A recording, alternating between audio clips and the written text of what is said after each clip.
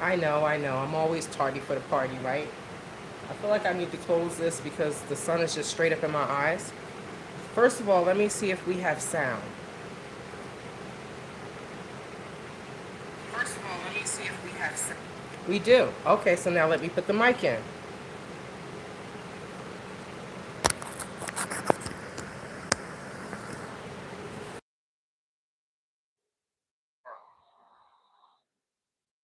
Let me see.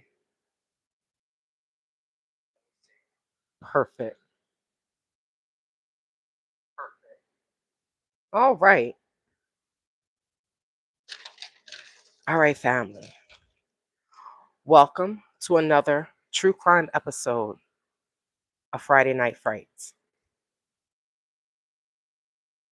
I put lipstick on and everything, but that's because I plan to go walking. So, happy Friday. I hope all is well. I'm not going to keep you long. I feel like I'm not even fully on the camera. Here we go. I can't believe I get to wear a hat, right? Because my hair is in a protective style. I can wear a hat. This sun is showing all of my imperfections. Okay, so I'm wearing a hat today in honor of one of the true crime stories tonight. Greetings and welcome from Chi-Town. What's the weather like in Illinois? Is it still cold? I hope it's getting warm. It's a little hot today. It's a little warm. Greetings, Judy. It is a little warm here. So if you hear any blowing, that is the fan. And I have to close this because the sun is setting and it's going to get boom, boom, boom. It's going to get hotter and hotter. Hold on one second.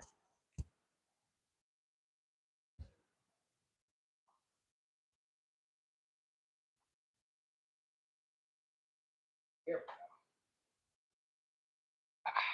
there we go. There we go. Okay. So now as the sun sets, it won't just be like beaming on me. I'll be sweating. Greetings, greetings, greetings, everyone. Um, I was going to warm up for you all on Sunday. So for us, it's going to be like 70 some odd degrees tomorrow. Even though for the past 2 days it's been like 90 something. But, Tucson weather is very, very bipolar. I think it needs medication.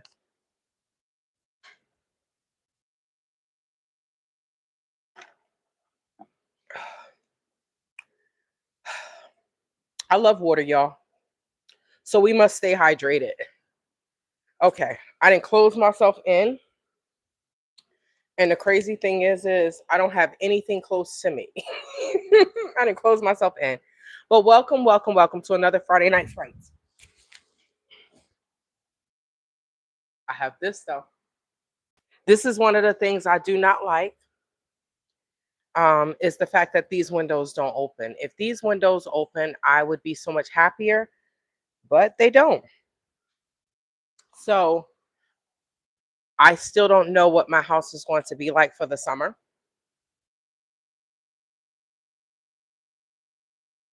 I don't know if I'm going to have to use air conditioner. I know at some point in time I am going to have to use the air conditioner. I'm going to have to cut it on, especially if it's like 115 degrees outside. But I know that when I cut on the air condition, I get sick. I get too cold. Nobody wants the summer cold, and I want to get in the water. So,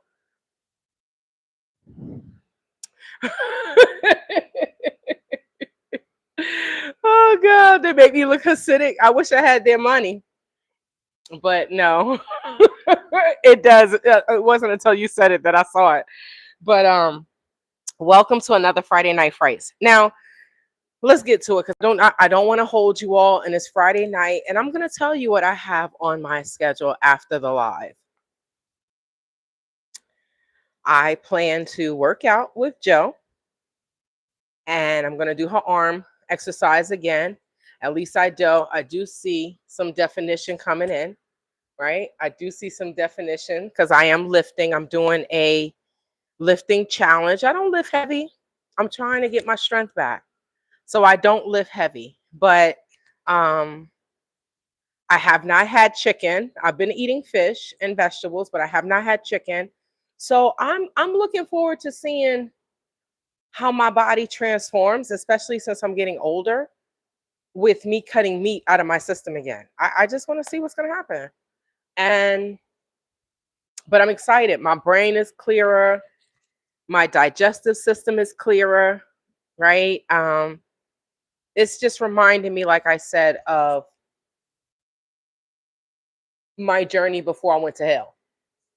Okay. So we are going to hell a little bit tonight. All right. We will be going to hell a little bit tonight, but we are still waiting on concrete information in regards to the whereabouts of Savannah, Nancy Guthrie. Lord Jesus, not Savannah. Um, we are well into, I think today is day 69. We're well into day 69. And there's just been too many days that have gone by that this 80-year-old woman is still missing. I don't know. I feel like I have lipstick on my teeth. I don't know. Maybe it's because of where I'm sitting, the lighting. It just feels like I have lipstick on my teeth. So, and unfortunately, from the beginning, many have presumed that she is no longer with us on this planet, right? But where's my, okay, here it is. Okay. Um, but like I said, we sure hope that she isn't deceased. But as the days go by, times do look a little bit more bleak. Thank you, Judy. I don't feel it. I don't feel it, but I'm getting there. I'm getting there. I think all of us, Askew Mason, we both wait. He said we both need to lose weight. We both are big as F. We both need to hit the gym. Well, no. Okay, so I think this is the former Ollie girl, but I'm not big as F. You got to speak for yourself. I hit the gym. I don't know about you, so you got to speak for yourself. But I do need to lose a few pounds. I do agree with you on that. But if you big as F, that's on you because that's not me. And I hit the gym. If you're new to my channel, then you may not know that. But yes, I work out. Okay. I don't know about you, but I appreciate you. But you don't know me if you're just trying to help me because I'm not big as F. But here we go. Yep. Okay. So we're gonna just remove them, right? That's all we have to do. It's so long and so sad. I think she was deceased quick from the beginning. I know that people are saying that, and many people do think that she was deceased from the beginning. I know that there was an article that just came out. I think Brian Enton from News Nation did it, and it says something about maybe the kidnappers didn't expect her health. They didn't take her health into consideration. How did it say it? They underestimated her health. And thank you, Judy. People just miserable, but they going it's okay. It's okay. It is okay. But even if someone was skinny, they'll still call them big. You know how they call the celebrities and they like this big, right? But anyway, so they said that says Nancy Guthrie kidnappers likely underestimated her health, right? A detective told Brian Enton. And the thing is, um, this is what I was saying before. Like, if they did take into consideration and they did a lot of recon on Nancy and her goings and her comings and things like that, if they did all of that, then they would have known that she was on medication. They would have known that she's 84 and she's not going to be super young. She's not going to be very agile. So I was saying that either they were super smart or super dumb, or super smart and tried to look dumb, but it's too many things that are going on, like I said, where we have just too many questions. Things just don't connect with this case. So we know that this past weekend was both spiritual and religious. Easter, Some people call it the resurrection, calls it Resurrection Day, but we know that Easter or Resurrection Day was celebrated this weekend on Sunday. They call it Easter Sunday. So we also know that Savannah was heading back to work on Monday as well. But on Easter,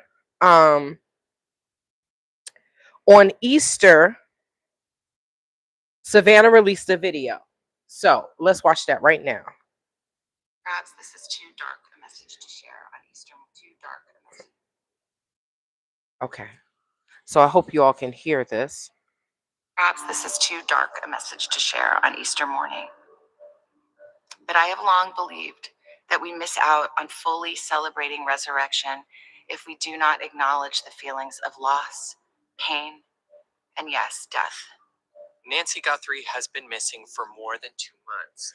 So let me just keep playing it. Easter, her daughter and Today anchor Savannah Guthrie delivered this video message to the Good Shepherd New York Church. We celebrate today the promise of a new life that never ends in death. But standing here today, I have to tell you, there are moments in which that promise seems irretrievably far away, when life itself seems far harder than death. 84-year-old Nancy was laughing. I swear she has a way with words. But she should, right? She's on TV all the time. She is a co-host. She's a co-host. But the math isn't mathing. Irretrievably far away, when life itself, in which that promise seems irretrievably far away, when life itself seems far harder than death. 84-year-old Nancy was last seen January 31st before she disappeared from her home in Arizona's Catalina foothills. Authorities say they believe she was abducted. However, no suspects have been announced in the case. I have questioned whether Jesus really ever experienced this particular wound that I feel. This grievous and uniquely cruel injury of not knowing, of uncertainty and confusion, and answers withheld. It isn't wrong to think such thoughts, to challenge our God with questions. Guthrie is set to return to the Today Show on April 6th. She says it feels important to return to the show even as her mother's case remains unsolved. Perhaps this is too dark a message to share. Okay.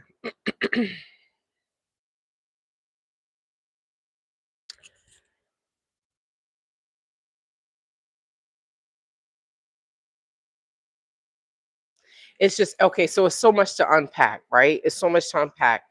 She says perhaps it's too much of a dark message to share on Easter. But one thing I can say about Savannah, let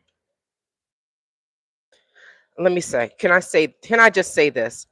I love how honest, she is with herself. She's being with herself. She's being with the public, even through her grief. Right? Because we all have grief, but society teaches us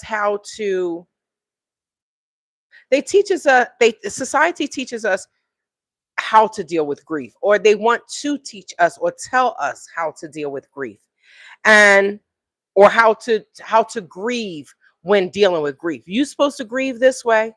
You're not supposed to be crying longer than 3 weeks. You have to cover up. But I love how honest she's being with herself in front of the camera and with us.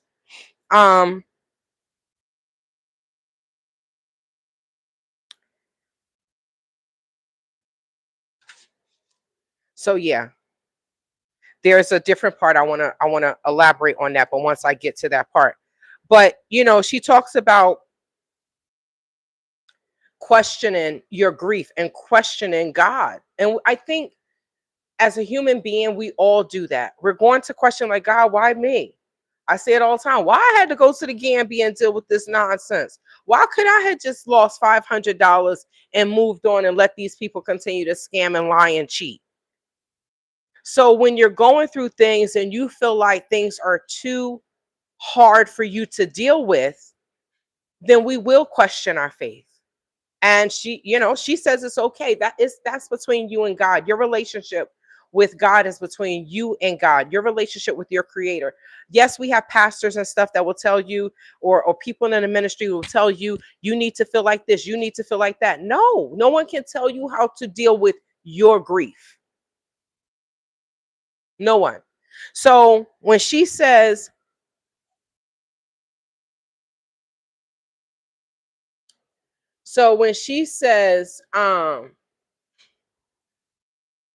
because the title says Savannah Guthrie speaks on her faith and Easter message. And,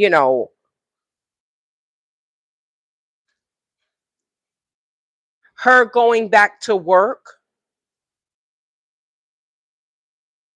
it takes her mind off of things, and it gives her something to do with her time, as opposed to being home and depressed and crying, where's my mom? This unknowing of what has happened. And then you got to get back to making the donuts. You got to get back to business as usual. And that's not easy. That is just not easy. Thank you so much. I don't feel pretty, but I appreciate you. Thank you so much. So I just want to say that I am grateful and thankful for her sharing how she's dealing with grief in front of our faces. And her grief has not come to a close. Just like some of us, my grief hasn't come to a close. I'm still fighting. Next week I have a hearing. Right? So let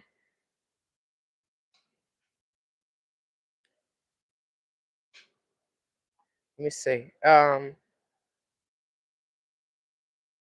So she talks about like the celebrating of new life,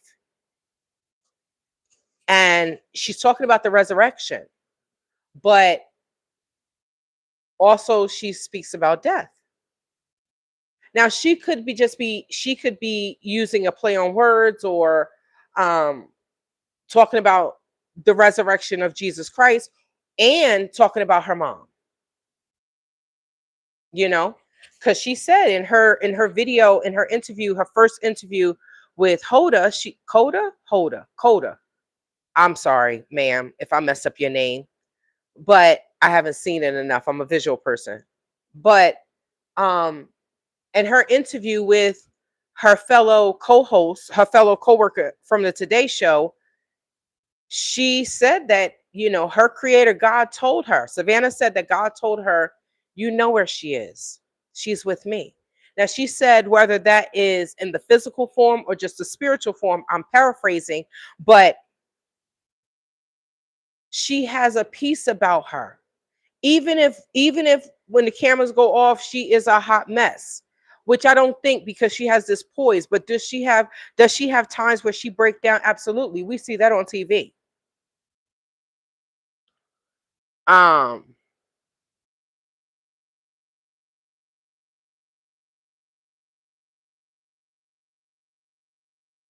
Jesus Christ, Lefty is back. Okay. All you have to do is read the article. American businessman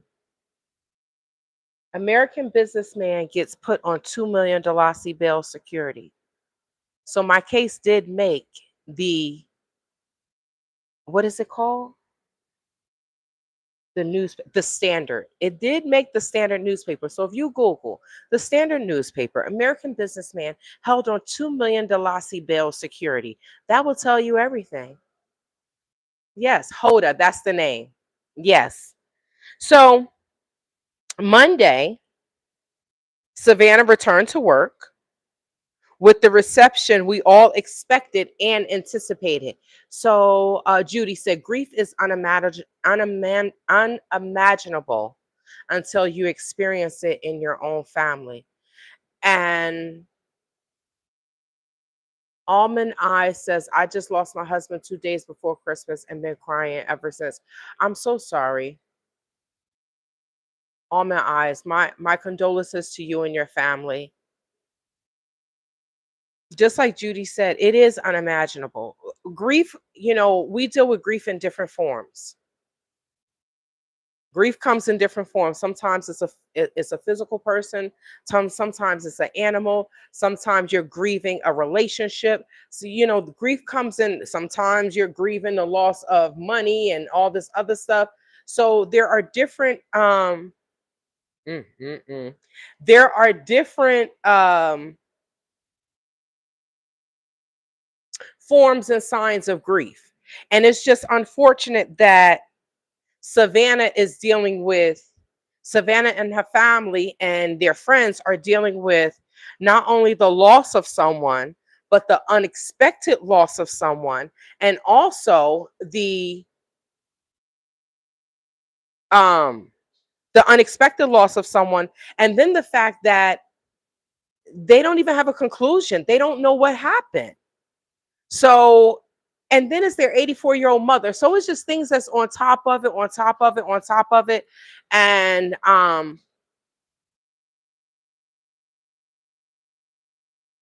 it's just so many things that are on top of everything. And there's nothing you can do about it. I'm getting better, y'all. I'm not gonna waste my time on stupid people. I'm not gonna waste my time. Okay, so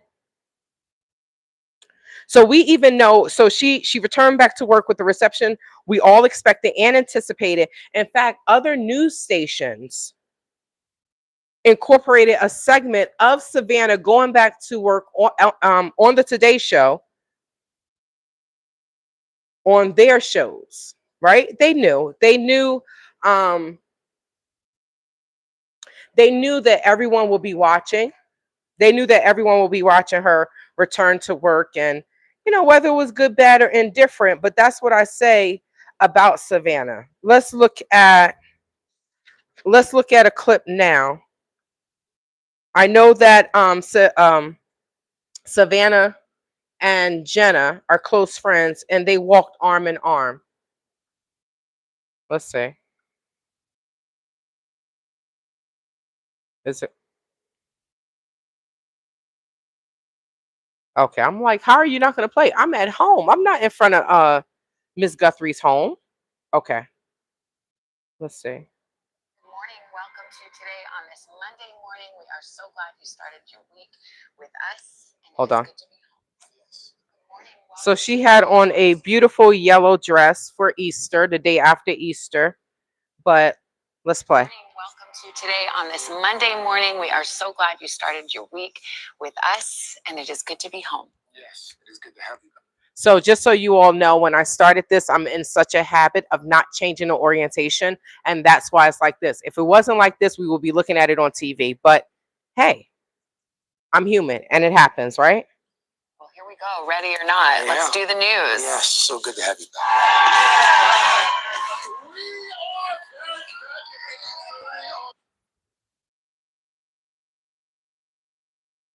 Okay. Sorry, y'all. I saw a bug. So when I see a bug, the bug is like, sorry, you got to go. Just quick thing. So I put in a maintenance request because every time I have the windows and the doors open, it was the bugs were coming in. And what happened? Come to find out, the screen was on backwards, and the little flap for the balcony door, when you slide it back and forth, the sliding door was on backwards. So we'll see tonight what it's going to be like.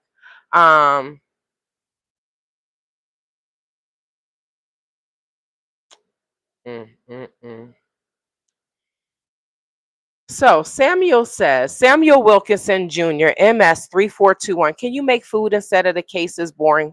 Can you make food instead? This case is boring. There will be news when there is news of her being found.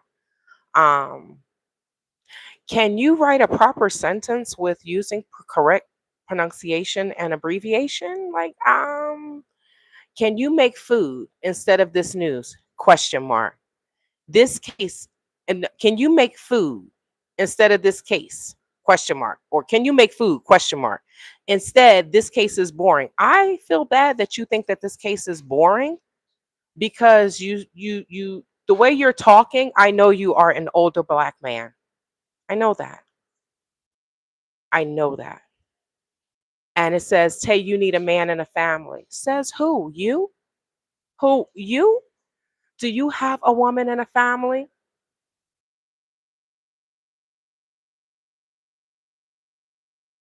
I feel bad for people that just, I really do.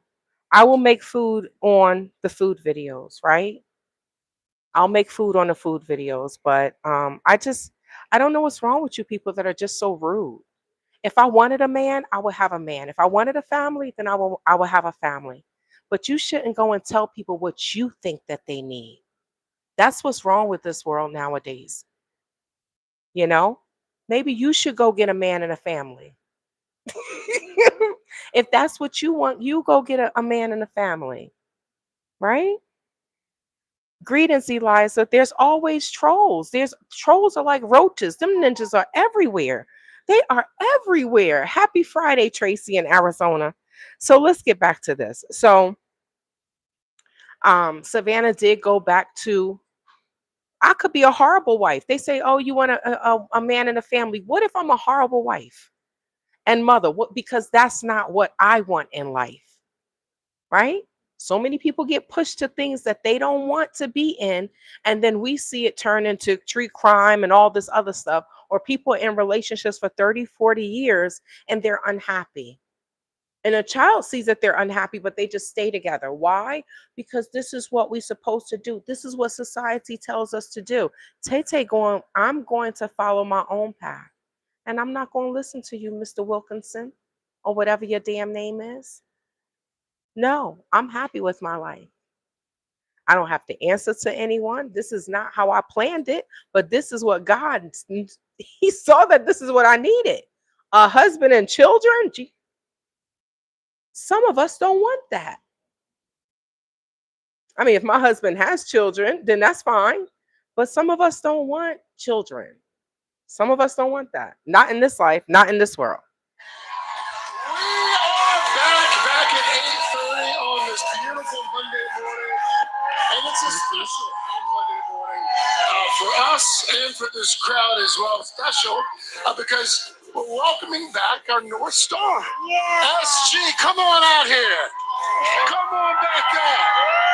So we see her walking out with Jenna.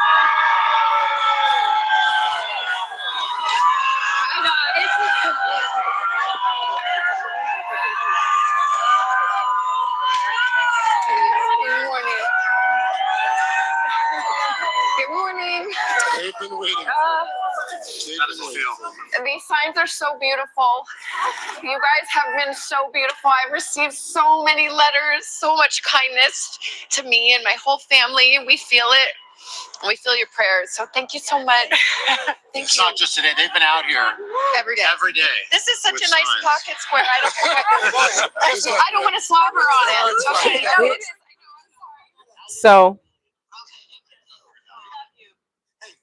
So that's the thing, right? We know that people, the Today Show went on, right? And the Today Show is like the Apollo. People will be out there in the morning in the cold to be on the show, right? So I know that there were many people that were out there because they wanted to see Savannah. They wanted to see her come back. You saw her break down a little bit, but her being on the news, being back at work, it takes her mind off of a lot of things that are going on in life. Now, what I like about, or what I love is how she's like, and I'm paraphrasing, I don't know what it's going to be, but here we go. And I know that I'm going to speak for myself. I can't speak for anyone else, but I don't know how things are going to be. When I get on camera with my PTSD, I don't know how it's going to be, but I'm like, here we go. Here we go. And a lot of times humans do that in life. We don't know what to expect in the future, but we're going to keep pushing forward. And we're doing and saying the same thing that she's doing. We all have different crosses to bear. I don't wish this cross that she is bearing on anyone, but we all have different crosses to bear. Now, ironically, Two more ransom notes came this week. 2 more ransom notes were sent through TMZ on the day Savannah returned to work. Now, I don't understand that. I don't understand that. Now, one was in the morning, one was in the afternoon. And at this point, I feel like the wicked-minded individual or folk they're just taking advantage of the situation. Now, Savannah has expressed that there are the first 2 ransom notes, she feel that they were real. I thought I turned this down. Oh, awesome sauce. That she felt like 2 of the ransom notes were real, but the rest of them that are coming is weird because like I'm like, okay, how are these people sending these different ransom notes to TMZ? They're through email, so I'm assuming that some type of IP address can be traced even if it takes some time. But only one person has been arrested for sending a false ransom note. But per Brian Enton, TMZ said that the ransom notes are coming from the same person, and that he, because they're referring to the person, the ransom kidnapper, possible kidnapper, somebody that knows what's going on. We don't know who the person is, as a he. They're referring to the person as a he, and that they sent more than half a dozen. A dozen is 12.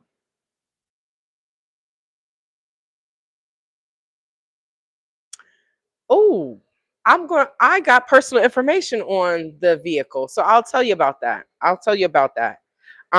Judy.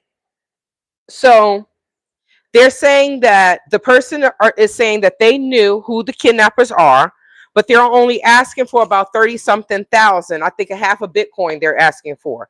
So when the reward is worth $1 million. So everything is so weird about this case. Everything. The whole case is just so weird.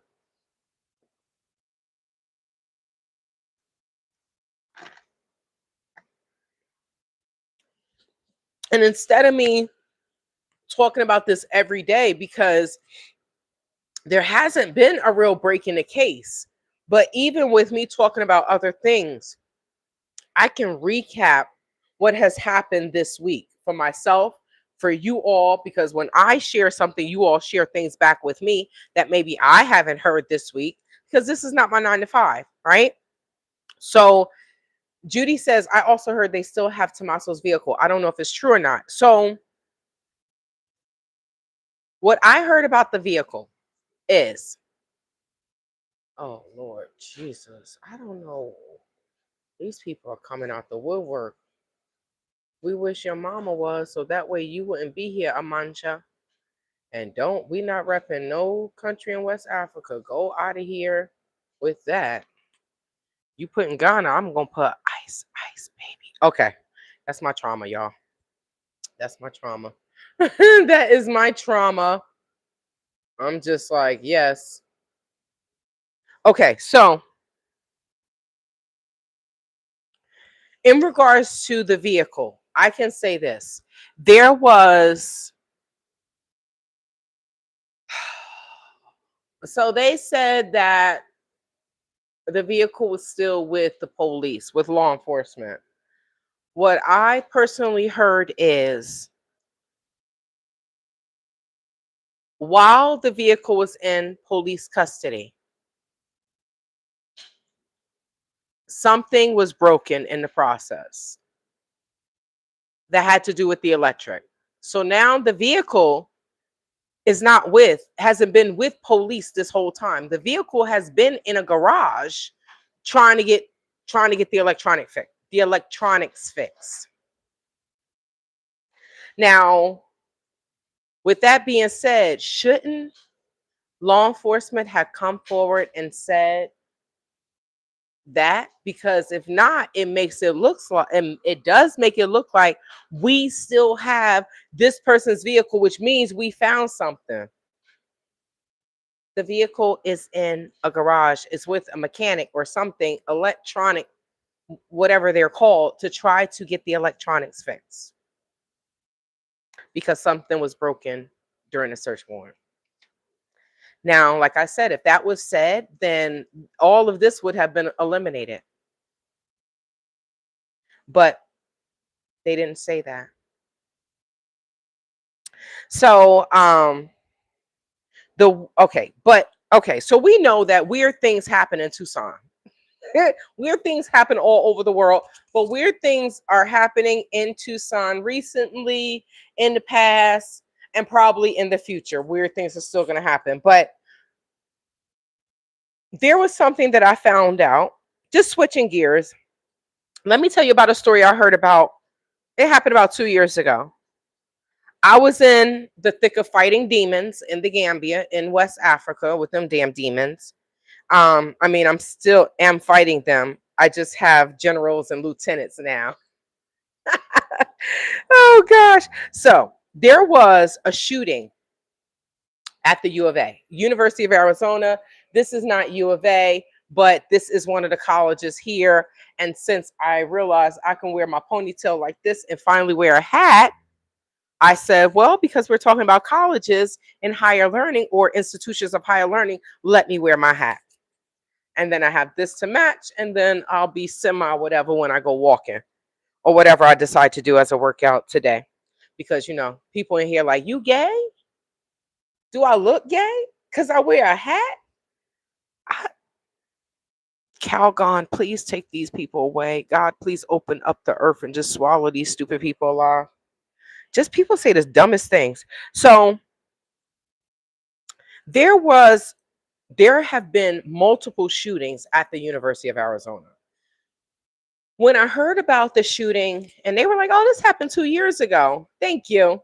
They said, oh, this happened 2 years ago. And I'm like, oh, I was going back and forth dealing with them damn Gambians and Americans in Gambia. So I didn't know. But when I went to research it, I found shooting. So what do? Because you can open carry, or you can concealed carry your weapon, right? So I would say a 22 up to a 45. I don't know, 45, depending on how big your bag is. I could probably carry a 45 in my bag because my bag is heavy, big, right? But depending on how big your purse is, you can carry, or your book bag, you can carry your pow in your bags here, right? It doesn't have, it can be concealed or it can be open carry, right? So with that being said, when you're in school, when you're in college, what do? Do you not carry your gun? So there was a student that told me a story. They said that they're in a writing class, and I'm seeing that young people that are 19, 20, 21, like if they get out of high school and they don't go directly into college, they go to, or don't go directly into a community college, they have to take remedial classes before they will be on college level. Now, why is that? I'm realizing I did not understand what the No Child Left Behind meant, right? And my church going mind growing up, everything is awesome. I'm thinking, I didn't know it correlated to no child literally left behind. Like if you didn't know,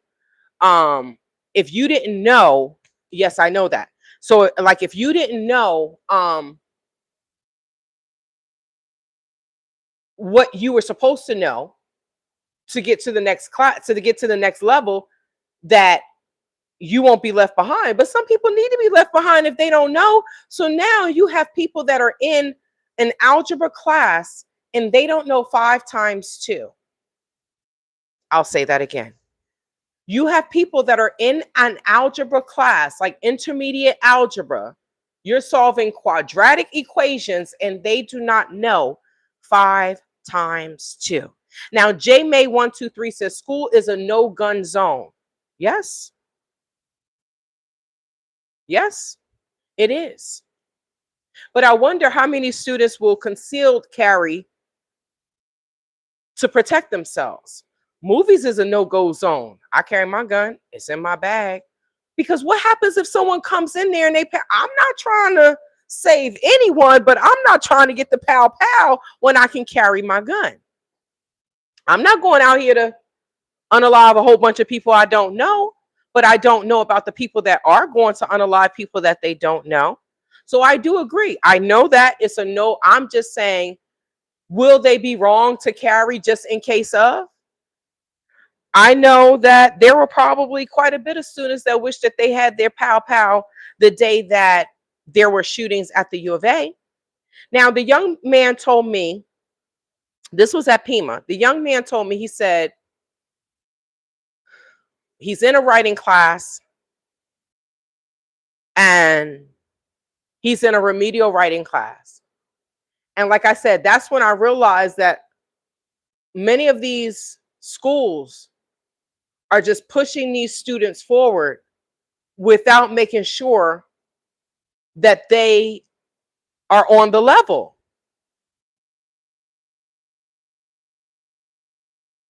You're sending someone to college and the person doesn't know what 5 times 2 is. The person started taking out their phone.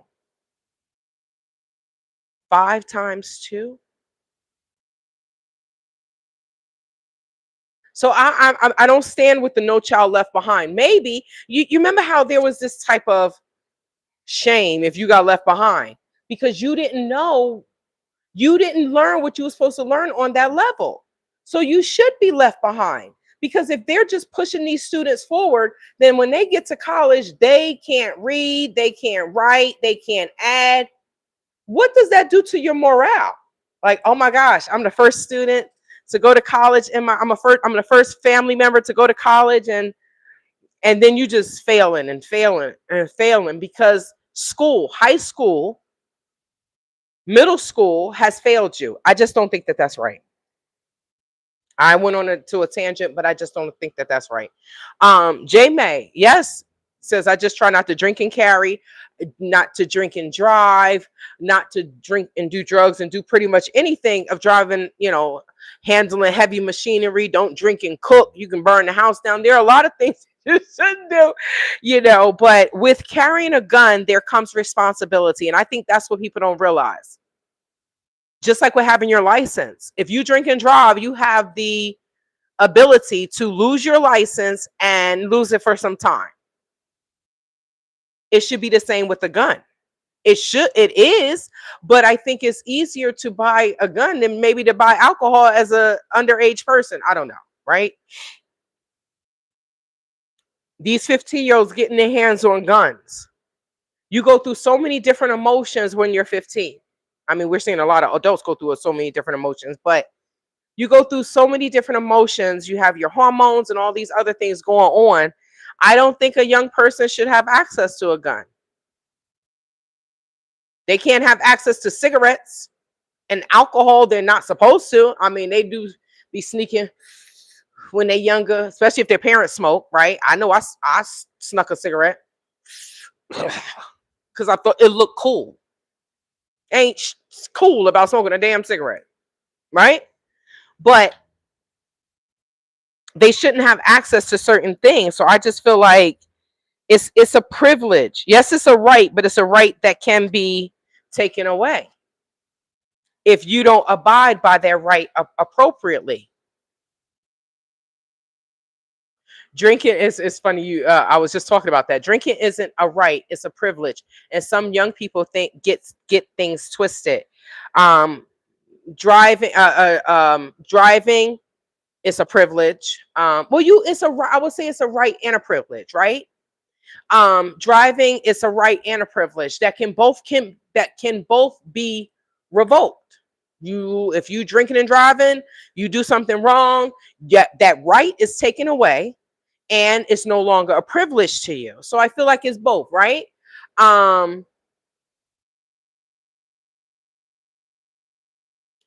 See? So J May says, I was in a class in 85, and out of the 20 students, I was one of the 3 that could read. I have the opportunity to, I was talking about, it made me think about some things as I am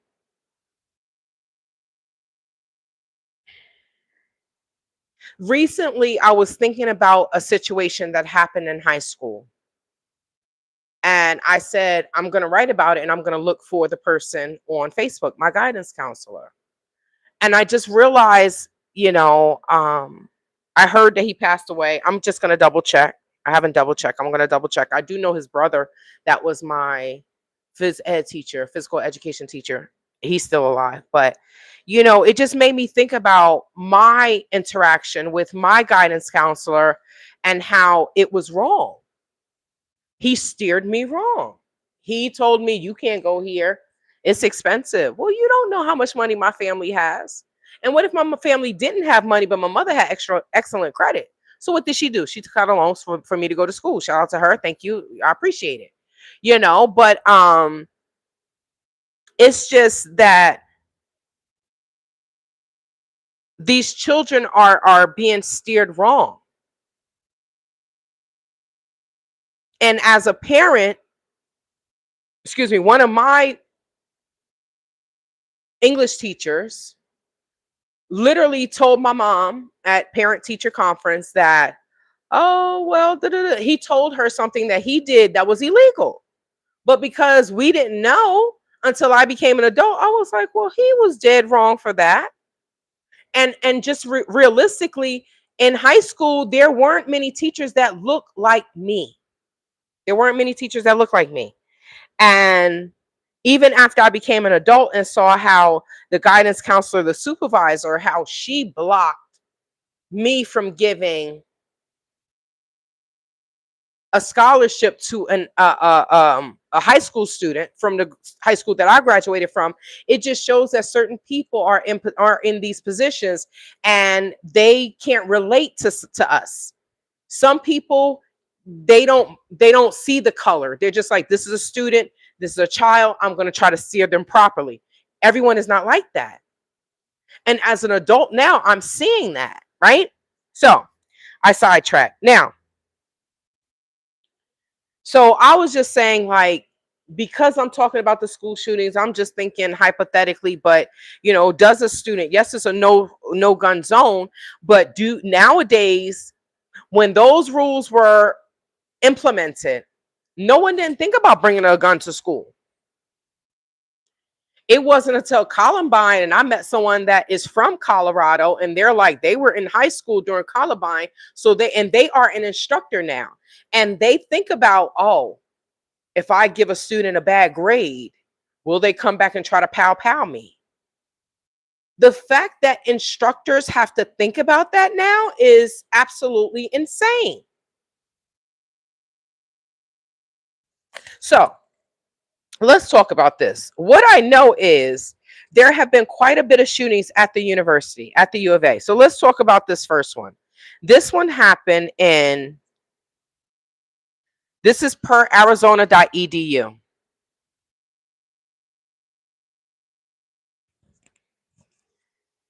I hope. Okay, you Arizona president praises police work in shooting investigation.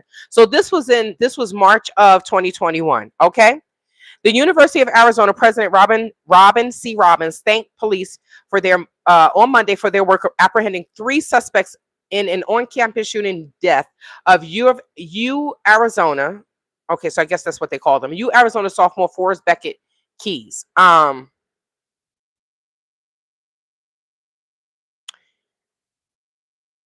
And it shouldn't be like that, right, J May? J May says, if teachers don't like you, you will fail their class. So that's where parents come into play. Or a young person should have a journal, right? But that's where your parents are supposed to come into play, where your schoolwork should speak for itself. because a parent can challenge that. They see you doing the homework and you're like, well, mom, dad, I did my homework. I passed this. I did that. I knew this. And then they failed me on the test. But when I asked them questions, this is where the dialogue between mother and father, parent and child should come into play. I know that young people don't really want to talk to the adults, but in this day and age, it's not what it used to be when I was a young person. When I was in high school, when I was in high school, it's not what it used to be. But if I had a child, I will hope that I had that camaraderie for them to know that, look, just let me know so I can write it down. If I feel like things are getting too bad, I'm going to step in, because I don't want you to unalive yourself because of the nonsense that goes on in school. But if it has to do with the teacher, just write it down, give it to me, let me know. Let me keep track of it, because when it becomes a problem, at least I will have something to take to the school and say, hey, well, on this day, my child wrote this. And on that day, my child wrote this. And on that day, now they have to play catch up because now you have a record and they don't.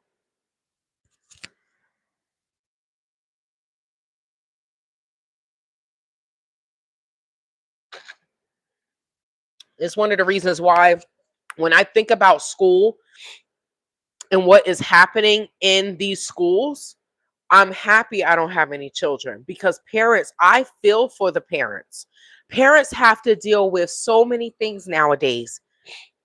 You're trying to work, you're trying to pay the bills, you're trying to keep your chi right, you're trying to keep your weight good, you're trying to eat right, you're trying to exercise, you're trying to do some self-care for yourself, but then you have all of these different hats that you have to wear. You are a you're Uber driver, you're a porn star for your husband, you are a cook, you are a chef, you're all of these things. And then you have you trying to not lose you. And then you have your children going to school that are dealing with all type of crazy nonsense that we didn't have to deal with back in the day. But it's on like an extreme level now, because now we have social media. So now it's not like, oh, I could just bully you at school. Now we have phones, social media, private social media. It's just different ways to bully someone, whether they're a child all the way up to an adult, like myself with my broke finger. There are so many variables now that you have to take into consideration when raising a child, that I'm grateful God knew my mental probably. You bullying my child? Oh, it's gonna be a hot mess. They're gonna be like, this woman is suing everybody, the school, the teachers, the bullies parents, because what else do you do? People don't pay attention until they see court papers. Other than that, they're like, oh, whatever, to hell with her. Let's make a video. Let's talk about her. They don't think you're serious until you start coming after their assets. Then they're like, she really suing me for $50,000? Yes, I want your damn house. Because I told your child to leave my child alone and you didn't do anything. Now I will see your ass in civil court. But who has time for that? So I'm grateful that I don't have any children, because it's more fights. It's more fights. And sometimes we know as an adult, you're not going to be able to do everything. You're not going to be able to get everything covered. So you have to pick and choose. And then if your child is not telling you what's actually going on, we see what happened last week. All of these children are unaliving themselves. This was regarding social media, just the platform and the algorithms. But what about the people that you see in school every day? Almost all the Black children here are stressed out because of racism.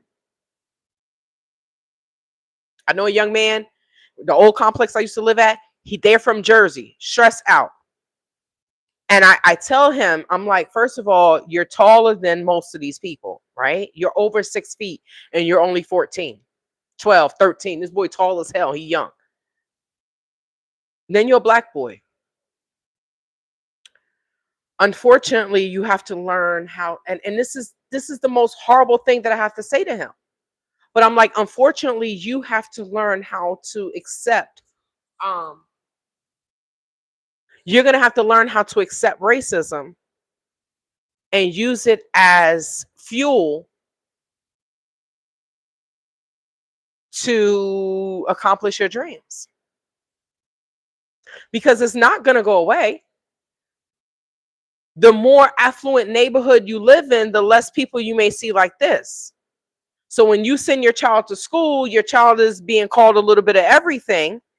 And if you're not putting in them what they need to be secure in who they are, sometimes they end up unaliving themselves because they don't know what to do. Right? Bullying and racism and prejudice doesn't just, these children aren't just born with it. This is learned behavior. So a lot of times, the only time you can get something done is suing someone in civil court, not criminal court. There are so many criminals out there that sometimes you will not get any justice. If it's not a violent crime, they don't take stalking as a priority. That's a low-level crime. And since there are low-level crimes, I feel like we should be able to do a citizen arrest. Hey, police guys, law enforcement, y'all are too busy. These criminals got y'all running around in circles like you're chasing, like a dog chasing his tail. So what we think should happen is we should be able to do citizens arrest. We have the recordings. We have our little crew, right? We should be able to do a citizen. This person has been stalking. We should be able to file some type of complaint with the courts, and it goes directly to the courts. That's how I think it should be. It seems like nowadays kids are being raised too soft and no communication. I agree, Miss Judy. J.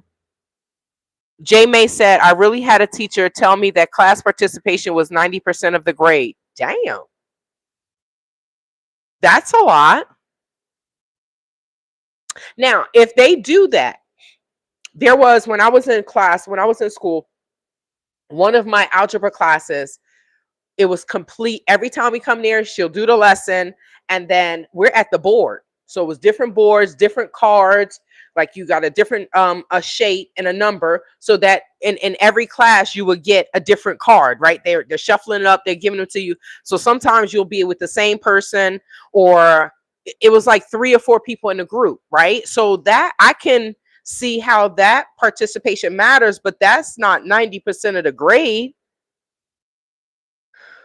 Homework, quizzes, that was just attendance, right? And you learning it. But I don't, I agree with you, J. May. Sometimes teachers and people that are in authoritative positions, they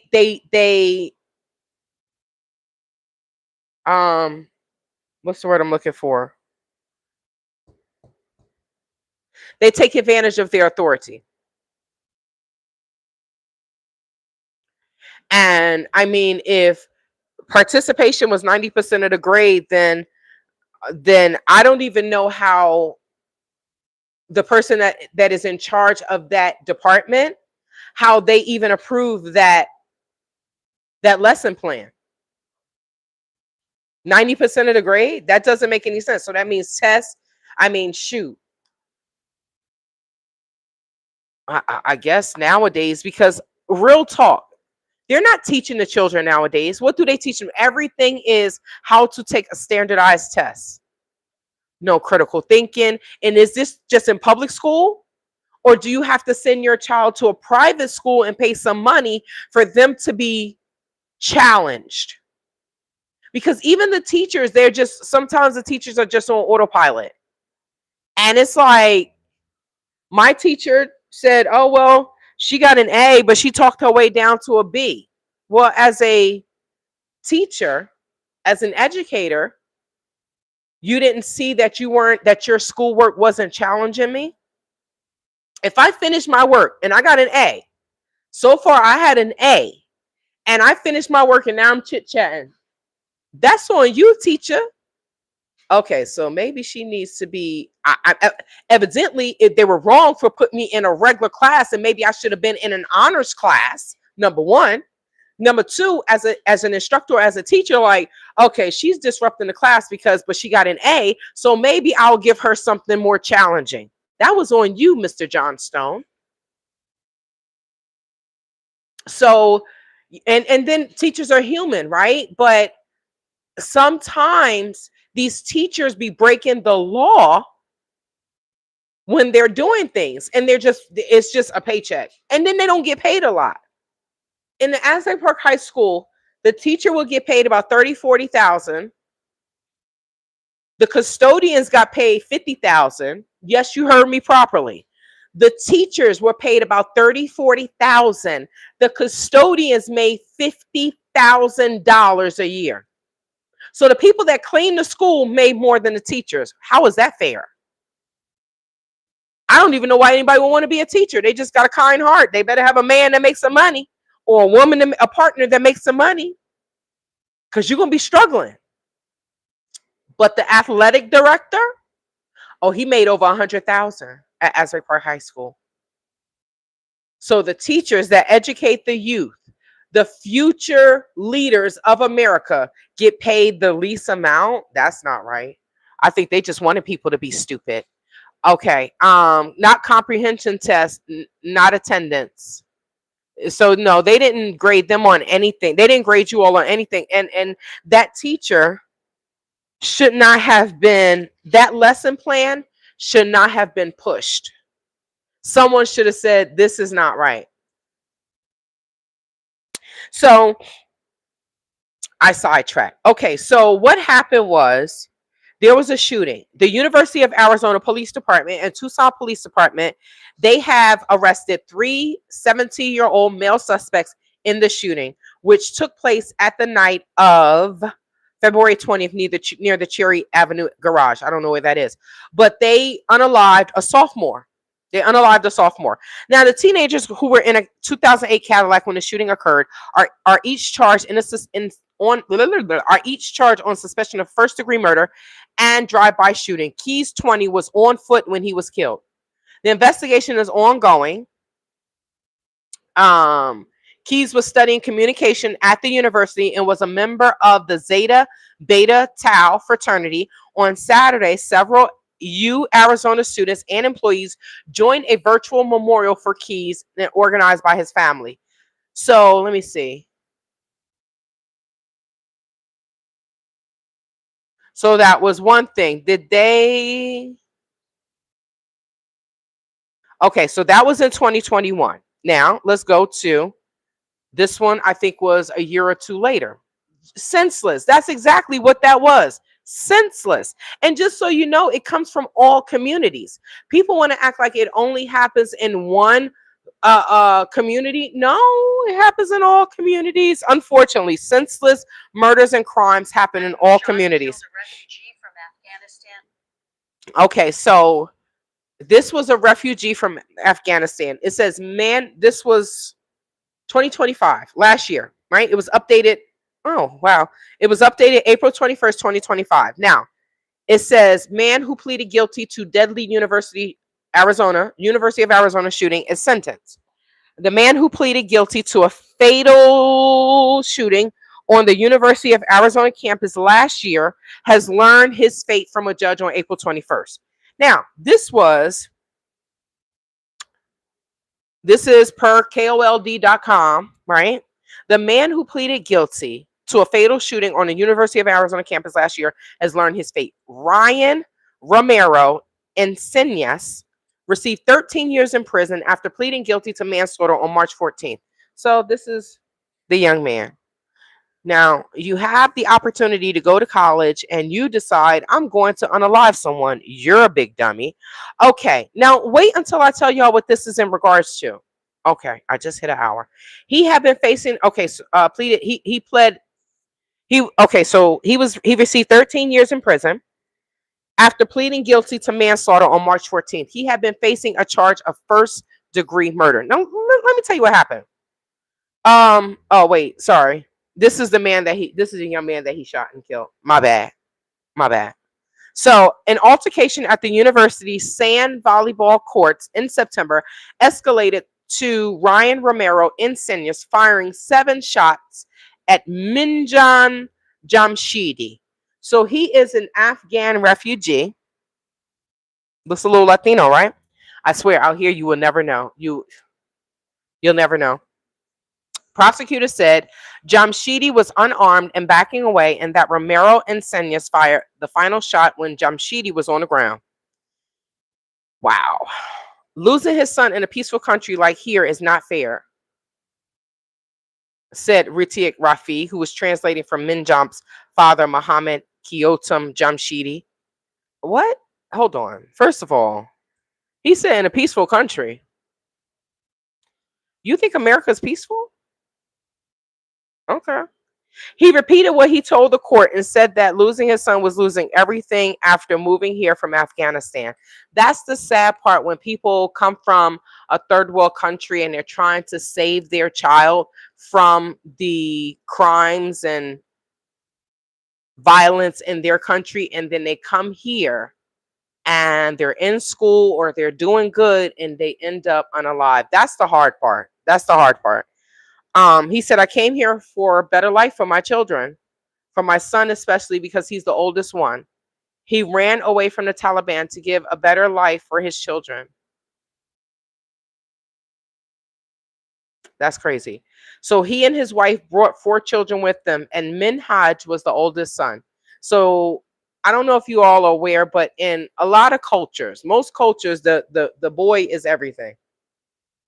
And when it comes to Middle Eastern countries and China and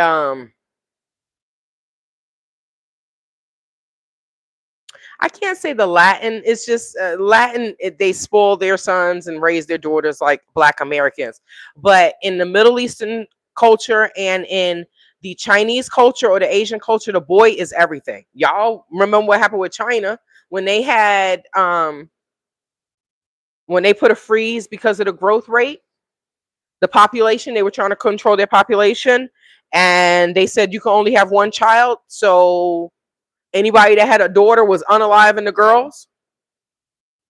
So now they have a huge population of a bunch of boys and really a low of girls. Yes, after a certain amount of time, they released that, but they were trying to control their population. It did, but everything is the balance. We have the good, we have the bad. The good was, okay, you can only have 1 child. The bad was if you only had a boy, if you had a girl, then they were unaliving the girls and only keeping the boys, which is absolutely insane. Yes, China had a 1-child policy. The 1-child policy. They favor their sons. So, you know, their son was everything. I guarantee you his son was everything to this family. So the guy, they said everything happened so quick. This is the suspect. This is Romero Insidious. He said everything happened so quick. It was a split-second decision, Romero said in a statement in court on Monday. 13 News was the only station to watch him turn himself in at his apartment 3 days after the shooting in September. Video of an arrest can be watched below. Okay, so let's see. Last hour, University of Arizona police confirmed what we first showed you here on 13 News Live at 4. Investigators have arrested Ryan Romero Insidious. Okay. He is in custody on a charge of first-degree murder for the shooting death of That's him. Minhaj Jamshidi last Sunday. 13 News reporter J.D. Wallace is at the arrest scene on Tucson's north side. All right, so let's see. Oh, he lives on the north side. So the north side is kind of where so this is First Avenue and Wetmore. So First Avenue is not too far from where Nancy Guthrie's home is. So the north side is, so this is them arresting him. This is a video of them arresting him at his home on First and around First and Wetmore, and a college student. Now, it depends on where you live, or in Arizona, in Tucson, where I would know where most of the crimes actually happen. But if he lived on the north side, I don't know about Wetmore, but I wouldn't think that he lives in too much of a bad area, but I could be wrong. I could be wrong. So I don't know. Is this the video of what happened? Wait, is this the video of what happened? I think this is the video of what happened. Hold on. Let me see. I didn't look at this. Very short, possibly shaving it off. You can see a tattoo on his forearm. You can't tell what it says, but the pattern appears to match. Police were searching. So this is when he. After a fight Sunday. So yes, this is it. Wow. Volleyball courts on the U of A campus between two people here lasts only about 10 seconds with punches and shoves exchanged. PCC student Minhaj Jamshidi was shot to death after this scene, and Romero Encinas was last seen that night wearing a white short-sleeved shirt like the one you see in the fight video. Now, University of Arizona police once again have confirmed. That's crazy. So okay, so when this actually happened, he was charged for first-degree murder, and I think he was charged after that video came out. So over an argument, a disagreement, or whatever, over a volleyball game, this is what we hear about in the Black community over a basketball game. This is crazy.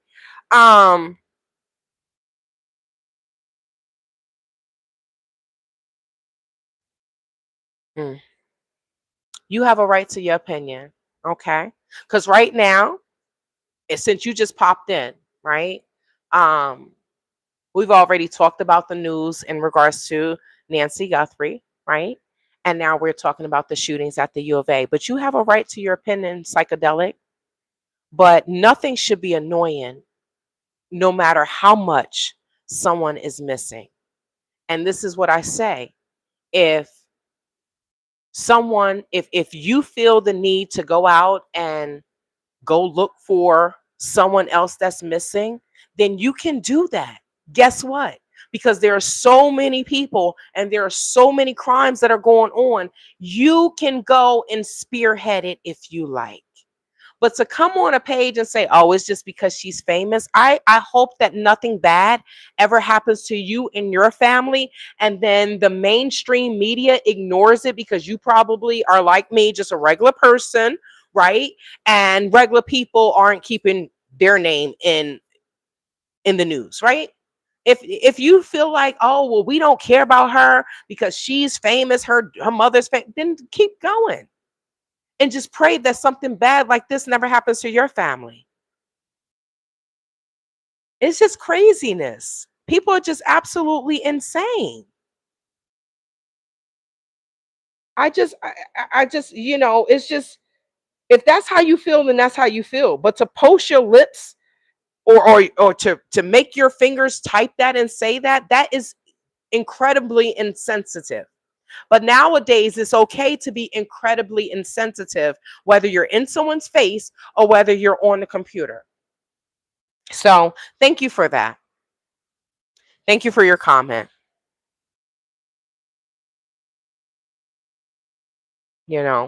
Okay, so let me see. So I think Insenius says, I think this is Insenius.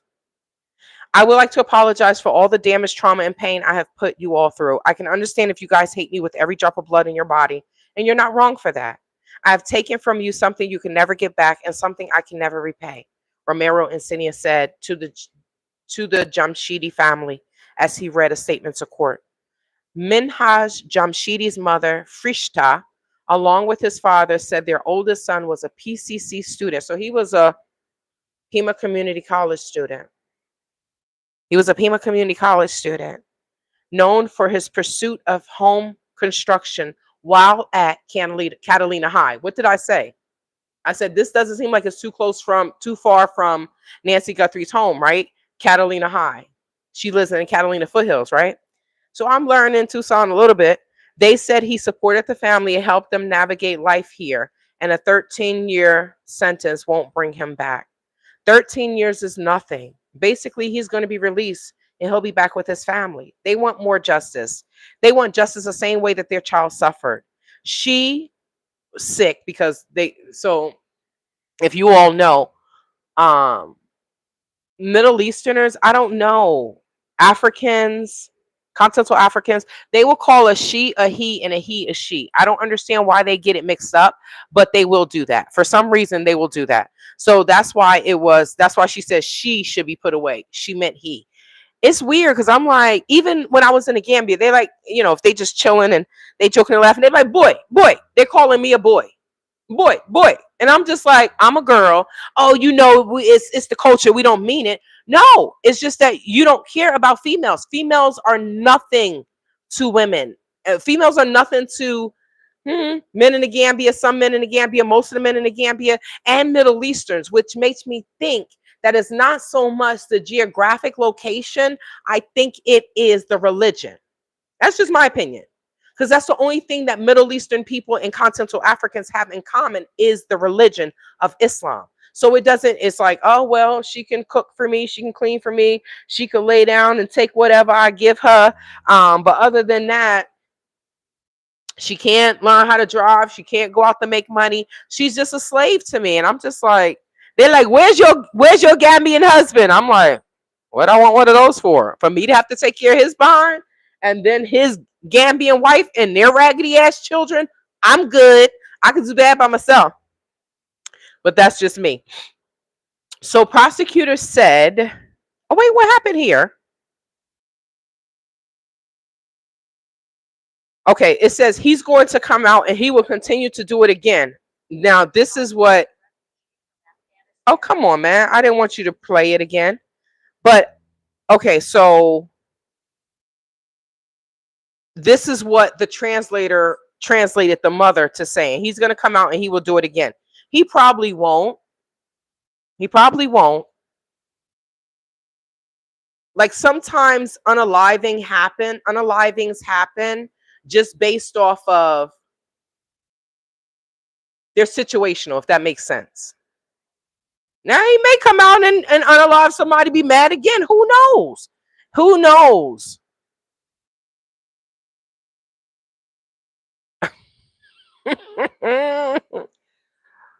So I don't know who you're talking about. That crazy red bone about her.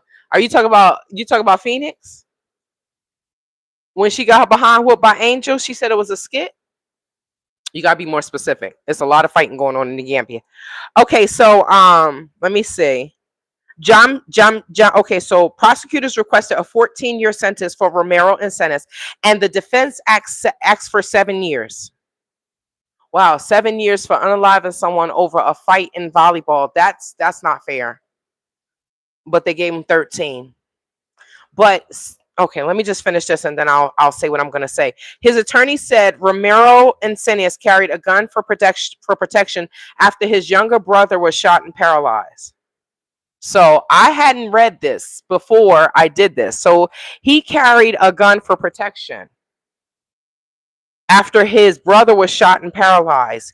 But then, so it was his right and a privilege to carry this pow, right? Because he had never been in trouble. But then he wrongfully, Romero and Senes wrongfully took that and unalived someone. For what? Was this young man threatening your life? No. But if his brother was shot and paralyzed, there may have been some other activity going on, right? There could have been some other activity going on that we're not privy to. But he used his right and his privilege, or his privilege to carry a gun, and his Second Amendment right of not ever being in trouble. And he took that and he took someone else's life because he actually shouldn't have been a person to carry, because he couldn't control his emotions. Continental Africans, they said to me, oh my God, you carry a gun? We know how Black women get angry. I don't get angry and say, whoop, let me pull out my... That is incredibly irresponsible. But there was a Gambian girl that was kicked to the curb by her Gambian dude. He said he didn't want to be with her anymore. And what did she do? She made a Molotov cocktail. You ever see, like, they call them line houses, but it's like, it's just a long building, and it may have like 4 apartments in it. Some of them may be 1 bedroom, 2 bedroom, 3 bedroom. She took and threw that through the window, irresponsible, can't control her emotions. So, Jollof Boy, Inator, that was your people, my ninja. Your people. But people, continental Africans, oh, Americans this, Americans that. Worry about your own people. You got enough effed up people in your country that you don't need to worry about Americans, okay? But she took and threw the Molotov cocktail through the window and burned up. I'll do a short. I don't have to lie. So some people don't know how to control their emotions. Romero should not. He should not have had a gun.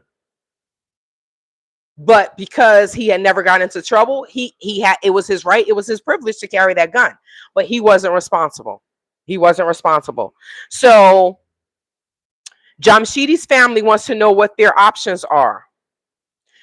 Beyond the 13-year sentence and more than $9,000 the court ordered in restitution. Well, you can sue him. You can sue him civilly.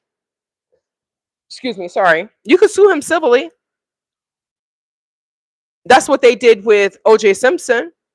Now, that family didn't get criminal justice, so they went and did civilly. But if the person is already convicted of unaliving your son, then you can go and sue his family, sue him civilly. He doesn't have anything, but you can make sure he will never have anything in life. A lot of times we don't get criminal justice, but when it comes to a lot of times we don't get criminal justice, but civilly, you sue someone in civil court, and I promise you that they will remember your ass for life. You take someone's money. And they will remember your ASF for the rest of your life. I sued a girl, got her cell phone. She gave the cell phone to her boyfriend, who was somebody else's boyfriend, right? I didn't know. I was like, hey, Tasha. She was like, you know Tasha? I was like, yeah, I went to school with her. I'm so stupid, y'all. I didn't know. How am I supposed to know that he, in the daytime, he with Tasha and he loving on her, and then at night, he is going to be with Tashelle? What in the hell? I didn't know. But when he got shot, he used my phone. I was able to look at the call log and see that he dialed 911 when he got shot. And she thought I was going to pay that $1,600 bill in two months. I took her ass to court, knew where she worked, got her wages garnished. X amount of year, maybe five years later, 7 to 10 years later. I don't think it was that long. Just before I moved out here, I went to go see my cousins, and I went to pick them up and take them to an aquarium. And I walk up and I'm like, hey. She was like, hi. I said, oh, you don't remember me? I used to date so-and-so and so-and-so. I was friends with, oh, the cell phone girl. She said, oh, I remember you. Yeah. I'll sue somebody in civil court in a minute. I'm not going to put my hands on you. I'm not going to get myself into trouble. For what? I will sue you in court, prove my case. Thank you, Yana. Yana, thank you. So how do I go about getting my money? Because they wouldn't take care of it right then and there. So how do I go? They wouldn't, mediate it. So Your Honor, how do I go about getting my money? Go speak to the court. Go speak to the clerk. Get their wages garnished. I got $5,000 and looking for business ideas. Yeah, you should have talked to me 2 years ago. I'm suing somebody for $6,000, right? You can't just let people just stalk and harass you and do all these crazy things. If you cannot get civil justice, if you cannot get criminal justice, then you get civil justice. You sue them in civil court. You prove your case. Courts is not just for locking people up, locking brown people and white people and locking people up. No, that's what civil court is for. That is what civil court is for. So that's what happened with that. So the family, that was last year. If Frishta Jimshadi don't think that Romero Insidious is, if they don't think that if that is enough, that they 13 years, I don't think 13 years is enough justice for you unaliving someone. But that's the difference between first degree murder and manslaughter. And that's what people don't realize. First degree murder, you can get life, you can get 20 plus years, right? Depending on the state. Every state is not the same. So depending on the state laws, you can get 20, 25 years. I think Florida, if you get life, in Virginia, I think West Virginia and Virginia, those are Commonwealth states. Pennsylvania, if you get life, that means you are not getting out until your natural born life is done.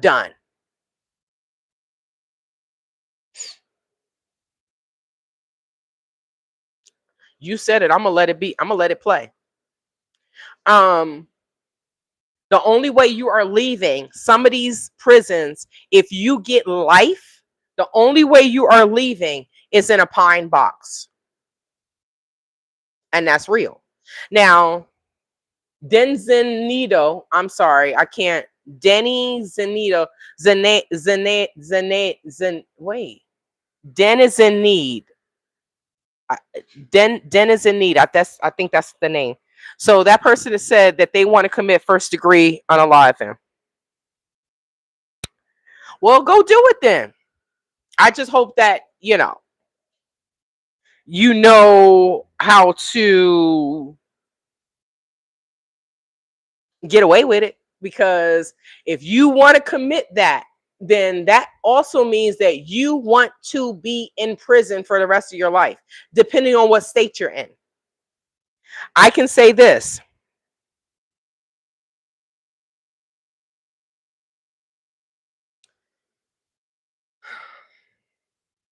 I didn't have dark thoughts until I started dealing with them Gambians and them Black Americans and them Black British and them Lebanese in the Gambia, West Africa. The smiling coast, aka the scamming coast of West Africa. I never had dark thoughts. I never thought that I could.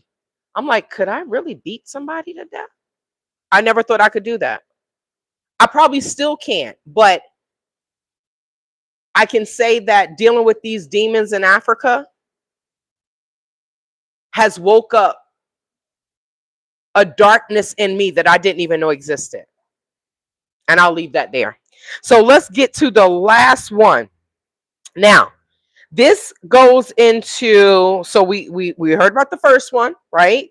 Somebody unalive somebody, they on the streets and they just sophomore just unalive them, right? The second one was the football, the volleyball, right? And Romero Insidious throws his life away for 13 years to do what? To unalive someone. Now, the third one, now let me just go back to the story where the person was in the remedial reading class. So they told me that they're in a remedial reading class, and this person is Mexican, he's Latino, and the person that was sitting behind him, who is a female, is a continental African, right? When he was telling me the story, he said Black. So I'm like, I'm listening. I'm like, I don't think a Black American would do that. And I was like, does the person have an accent? He said, yes. I said, okay, this is not a Black American. This is a foreigner, right? And they make it known that they are different from us. And I'm specifying that because they make it known, I'm not a Black American, I'm Jamaican. I'm not a Black American, I'm Haitian. I'm not a Black American, I am Gambian. Well, then you be Gambian, Jamaican, and Haitian, right? Just don't say that you're Black when it comes to you applying for government assistance. Make sure you say that you are, who you're repping. Make sure you say you're Jamaican, you're Haitian, you're Gambian, you're Kenyan. You make sure you make that difference. Make sure you are adamant of being different, okay? Because what happens is when you call yourself black, you get lumped into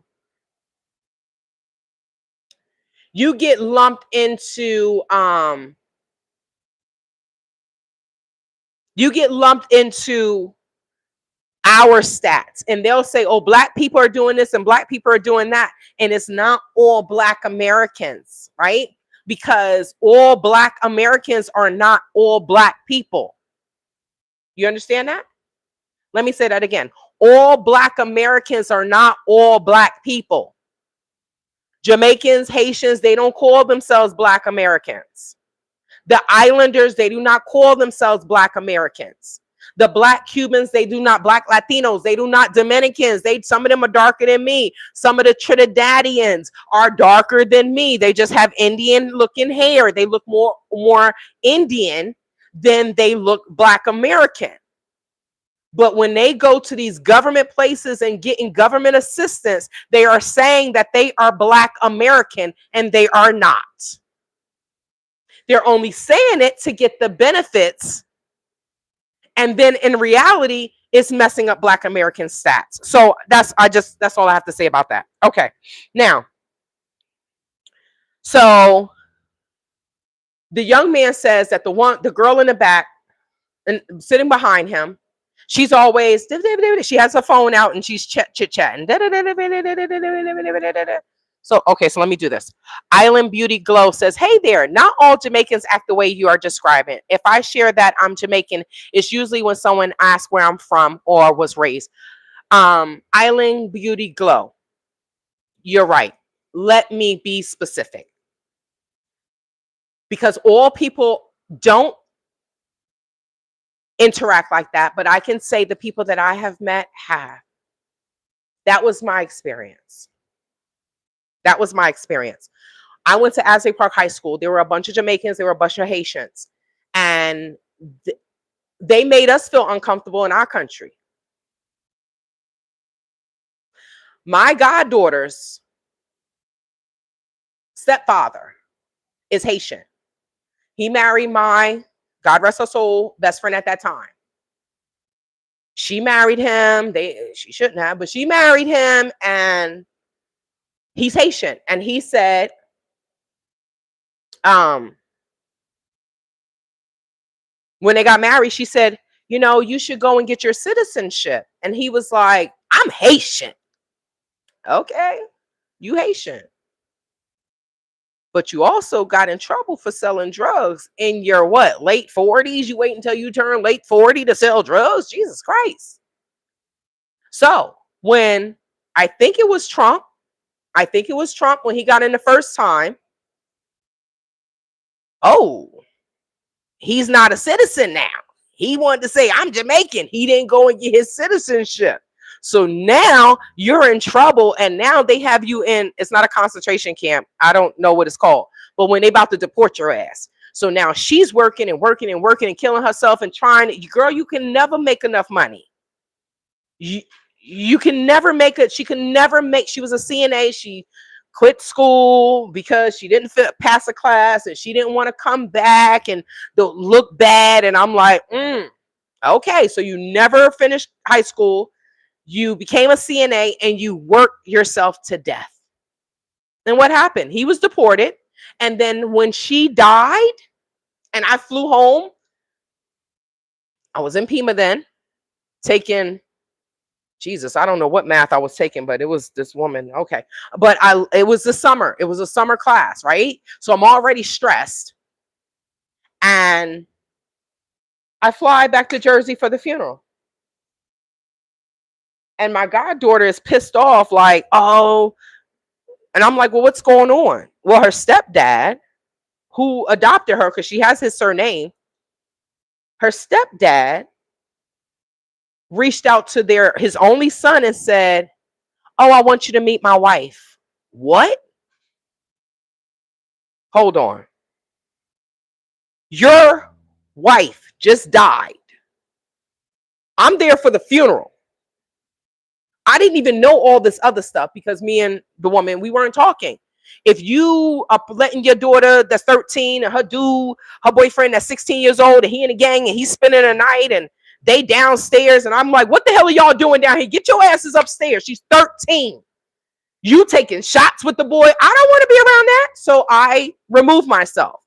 And yeah, I mean, she didn't look for me. She always wanted me to come to her house.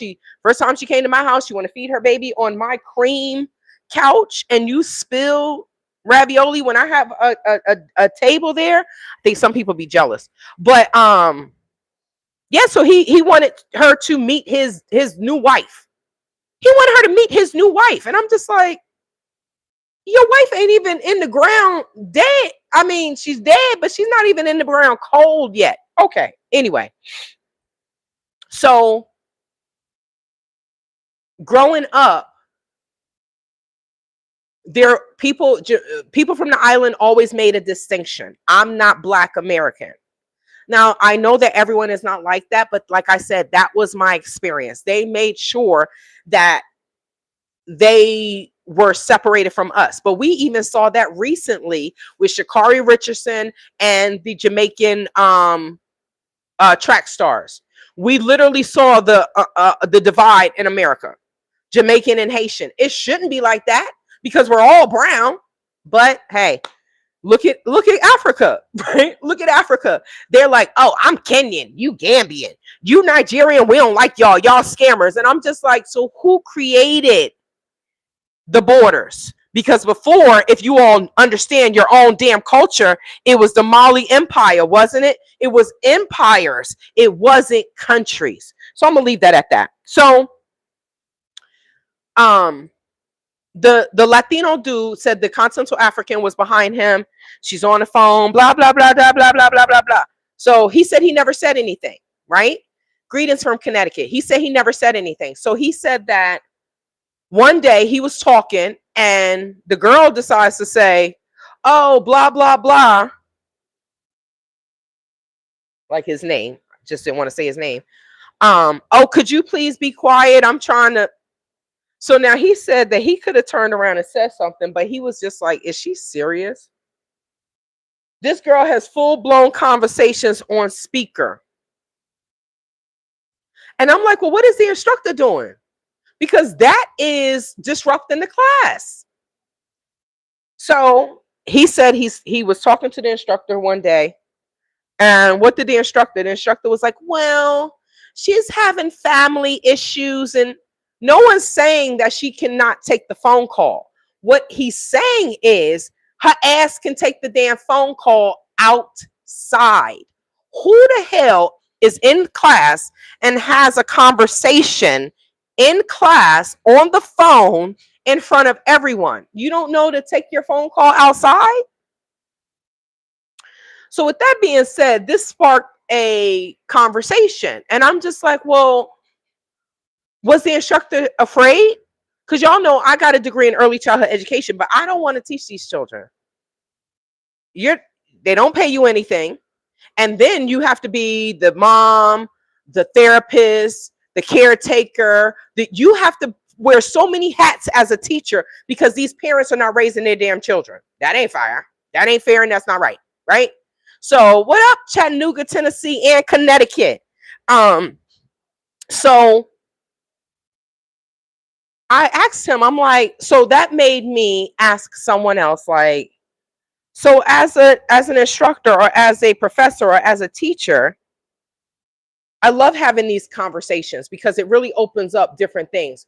So, well, and Roscoe, you just need to not be born. How about that? Your mom should have swallowed. Okay, sorry, guys. I just had to. This man said just women need to just shut the F up. Like, I feel sorry for him. I don't think he got a woman. Okay, or you show me a woman that he is beating. Okay, so this opened up a bunch of conversations, and I'm like, well, you know, do you carry a gun? I asked one of the professors, do you carry a gun? And they were like, no, I have. It's like this little stick. It's like this little stick, and it has a little point at the end. She said it's like Asian something. And then she has a pepper spray. She has a light. I'm like, you know, Maybe it's just worth carrying a gun and then dealing with the repercussions later in case of, especially when you know you're not going to use it the way, Romero Insidious used his. You know, that's just my opinion, because nowadays it's just like, are you safe? Are you safe anywhere? You go to the movies, they come in there, pow, pow, pow, pow, pow. You know, I'm even afraid when I go to the gym. I just know that there is a retired police officer and she's in one of the group classes, and I'll look at her and I'm like, and she shake her head. Don't nobody want to know what we're saying.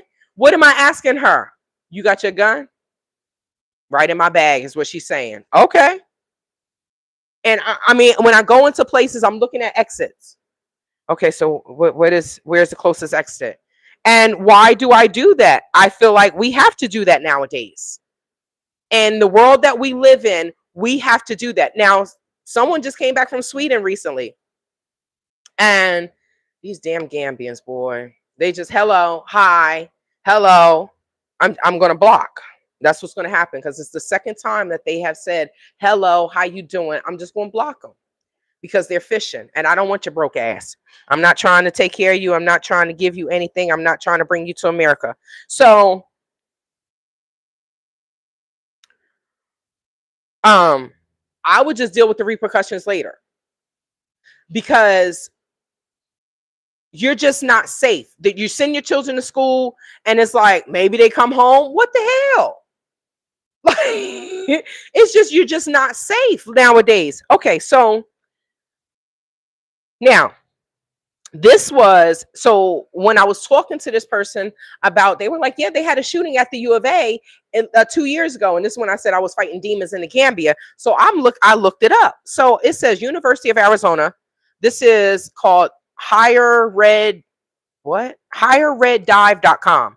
Just want to give them their highereddive.com. The University of Arizona missed chances to stop professor's fatal shooting on campus, review finds. Now, this is crazy. This was published March 28th, 2023. So it was 3 years ago. Now, the dive brief says, it's the U of A, one of the buildings, right?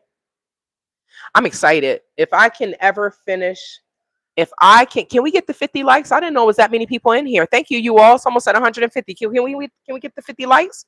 If everyone in here, can you just double click like? You see that muscle? Do you see that muscle definition? Hey, it ain't gonna happen overnight, but Tay gonna get this weight off of her. Okay, so if I have the opportunity to finish my undergrad, I'm gonna do it. I'm going to do it no matter what. I always lock doors as soon as I get in my car and house. Always check my surroundings when I'm alone. Guerrero 505. That is a great habit to have. Nowadays, you have to. And as a woman, it's even worse. No one's just going to come and pick up a man and just get your ass over here, put you over my shoulder and just take you. No. But no matter how strong and big I am, I'm still a woman. I do not have the testosterone that a man has. And women have to be a little bit extra careful. This is why I'm poop, poop, poop. I never leave home without my best friend, baby, my muddy girl. I never leave home without her. I even take my gun to church. Well, you shouldn't. Do you not see what Dylan Roof did in church? Some people are gun crazy, but I know that I'm going to be responsible with carrying my gun. So I take my gun everywhere. They're like, oh, unless they ask me and I go into a government building, do you have a gun? I'm like, no. Then I leave it in my car. But if you're not asking me,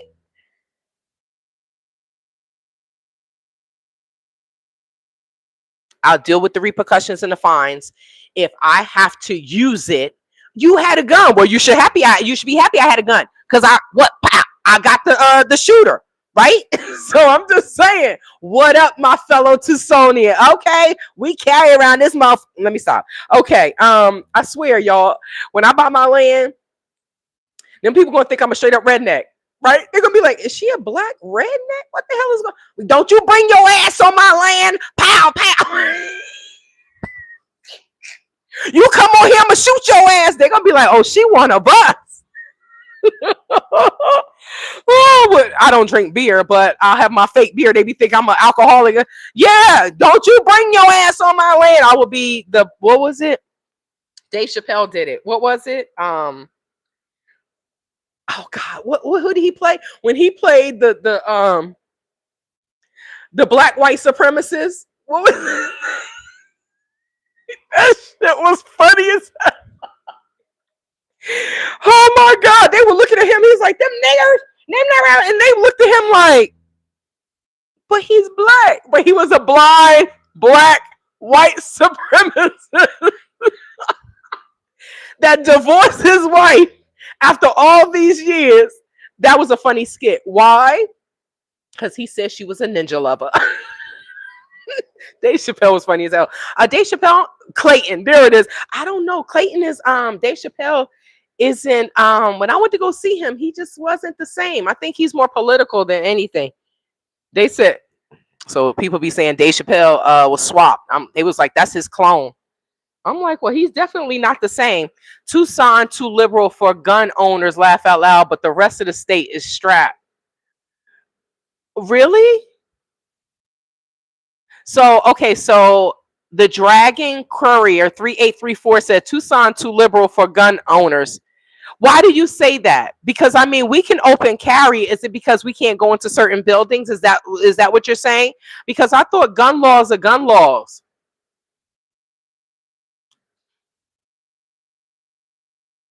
What in okay. People are weird as F.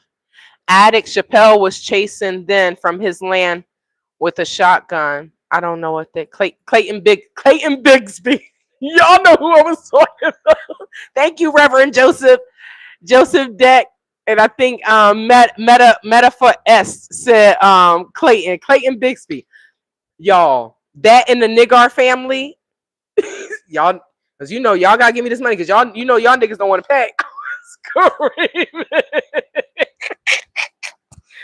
But that's who I will be out there when I have my 5 acres of land. They gonna know this be crazy as hell, right? If they think you're crazy, they will leave you alone. In my old apartment in New Jersey, when I first went to a shooting range, I put the shooting range thing right in front of my window. Why? Because one day I was coming home, I saw a white boy, I saw a black boy, and I was taking my truck open. I'm taking the groceries in the house, and I see them coming close. So I'm like, let me close my front door. Let me make sure I have my pepper spray. Let me go to my car and do things slowly. And I'm looking at them. And what happened? My neighbor. So I live like this way. My neighbor on the corner was robbed. Now they were Brazilian, and I don't know if maybe the husband had a good job, right? But they stole. She was like, that was my mother's engagement ring, but something, it was a family, the grandmother or something, it was a family heirloom. They came in there and stole everything. So what did I do? I put my shooting practice right in my bay window. You think I cared? Maintenance was like, I'm like, come in. Ding dong, ding dong. I'm like, oh, the door was open. He said, this was a white boy. He said, I'm not walking in that door. And I see that I don't want to end up like that shooting range thing in your window. I started laughing. If they think you're crazy, they'll leave you the F alone. Oh, I got you. Sorry, Gerald Elson. Let me see. I got you. Let me see. I got you. Okay, I didn't remember that part. So let me see. Gerald Elston said, if anybody gonna have sex with my sister, it's gonna be me. I didn't remember that part in the Chappelle skit. I think that was a little bit too weird, so that went over my head. But that's funny. I didn't know he said that. That's funny. Okay, so with that being said, I didn't went all sideways, but the person told me about this shooting because I was just like, well, what would you do? Right? This professor, I said, well, what would you do? And she was like, well, as an instructor, I am she was like, she said she comes from Colorado. She was in high school during Columbine. So she said that gun violence is very real to her as an instructor. Now, so she in this dive brief, it says the University of Arizona missed multiple chances to intervene before a professor was shot and killed last year, according to an independent review conducted for the university. An expelled graduate student is accused of killing Thomas Meixner, Meixner, a hydrology professor and chair of his department, on the Tucson campus in October. Shortly after the incident, the university commissioned a review of its response by PAX Group, a security consulting firm. The audit, which analyzed over 1,200 documents, including university employees' emails and text messages, this is crazy, y'all, found systematic issues around the university's ability to understand and manage threats, as well as a lack of communication amongst departments. Now, this is my first time reading this. Unforgivable sins. Welcome. Happy Friday. Welcome to Friday Night Frights. Dave made my daughter's day at work once. Gave her a $5 tip for making his Sunday. She was over the moon about it. Laugh out loud. And it could just be maturity. I'm not sure, but Dave Chappelle does seem different. He was in Phoenix. I had just got back from Cuba, and I was like, man, I'm tired as hell. But I saw him. He was in Phoenix, and I'm like, girl, this dude keeps saying that he's gonna retire, so you need to go and see him. So I went to go see him. I put on my red dress and slipped on my high heels, put on some sweet perfume. It sure looked good on me. Had my sequence burst. It was, y'all. Now, as I walked by myself back to the parking garage, I couldn't have any pepper spray, right?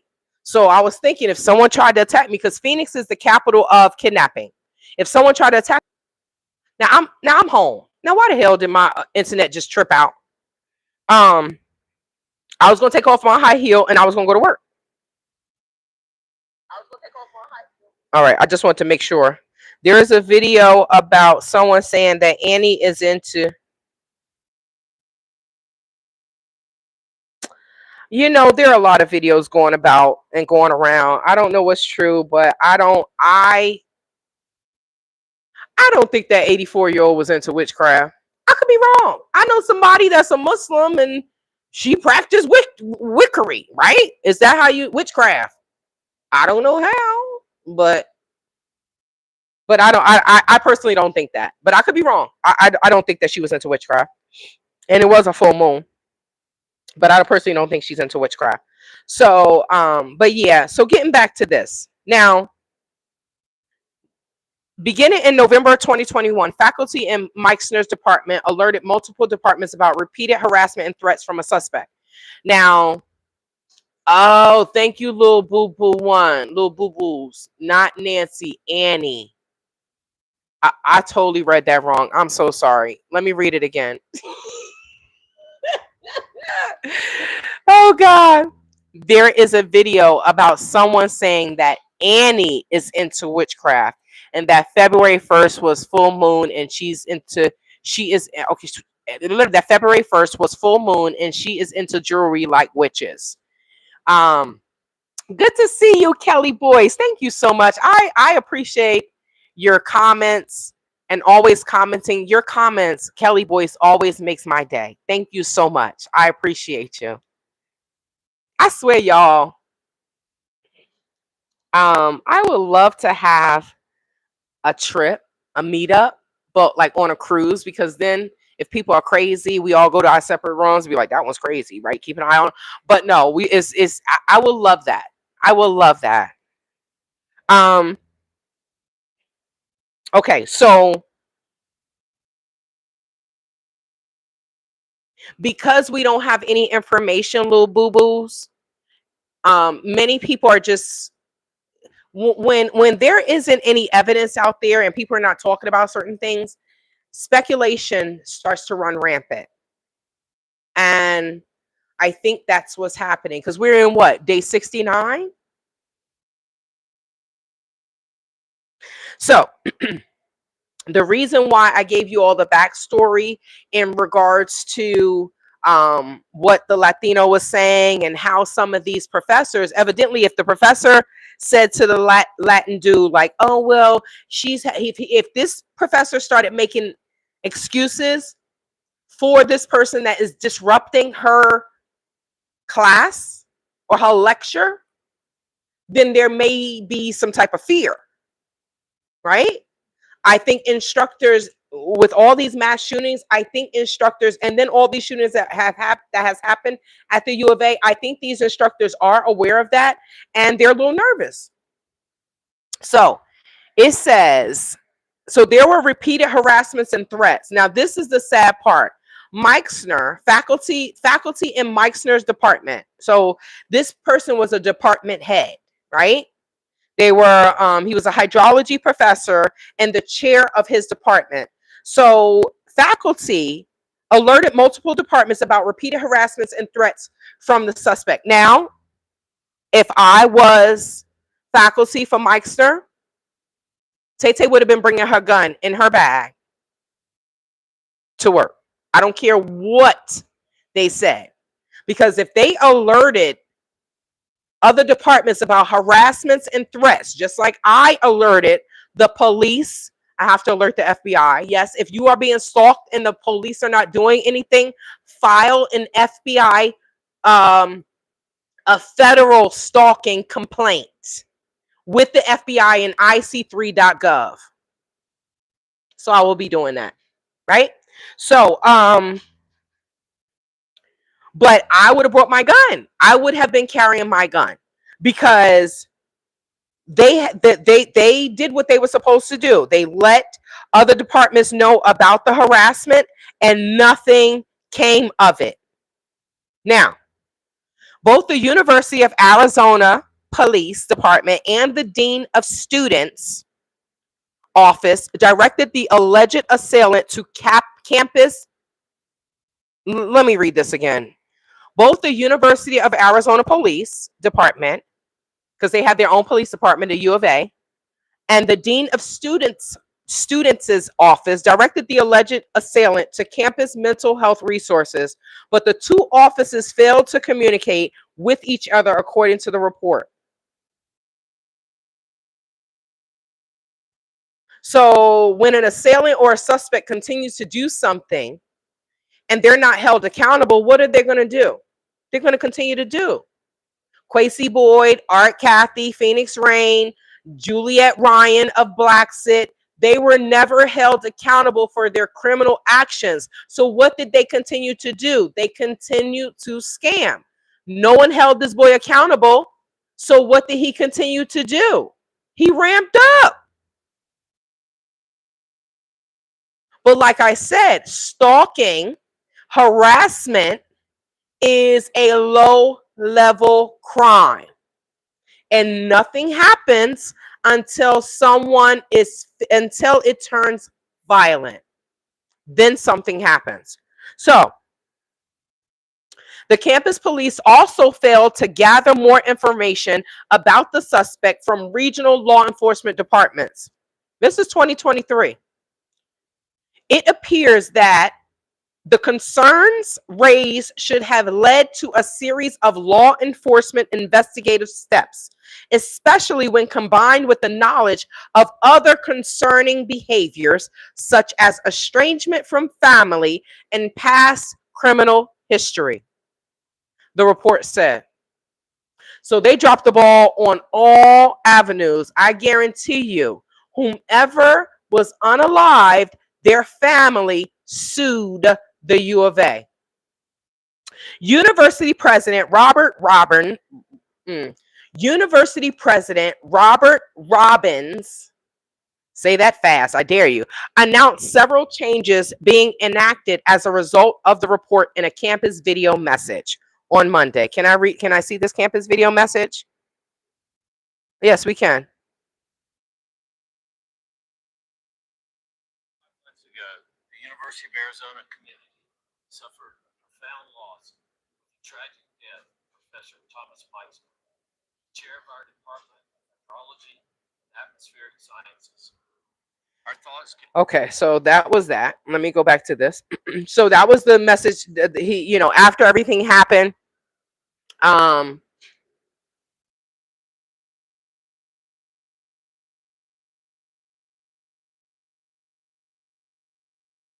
So if you keep talking crazy, I'm gonna hide you, okay? Just so you know.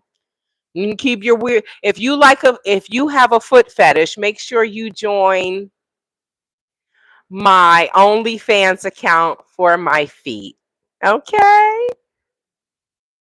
I can't read your name, but if you like feet and you want to see if I'm ticklish, then join my OnlyFans account for my feet. Yes. Okay, so you got to find it though.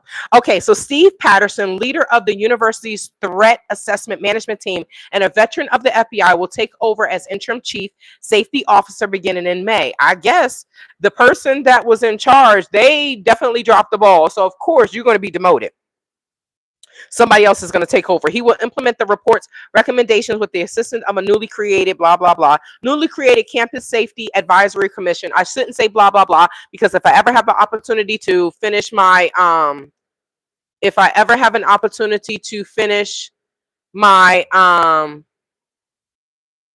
my undergrad, then I need to know what's going on at the U of A, right?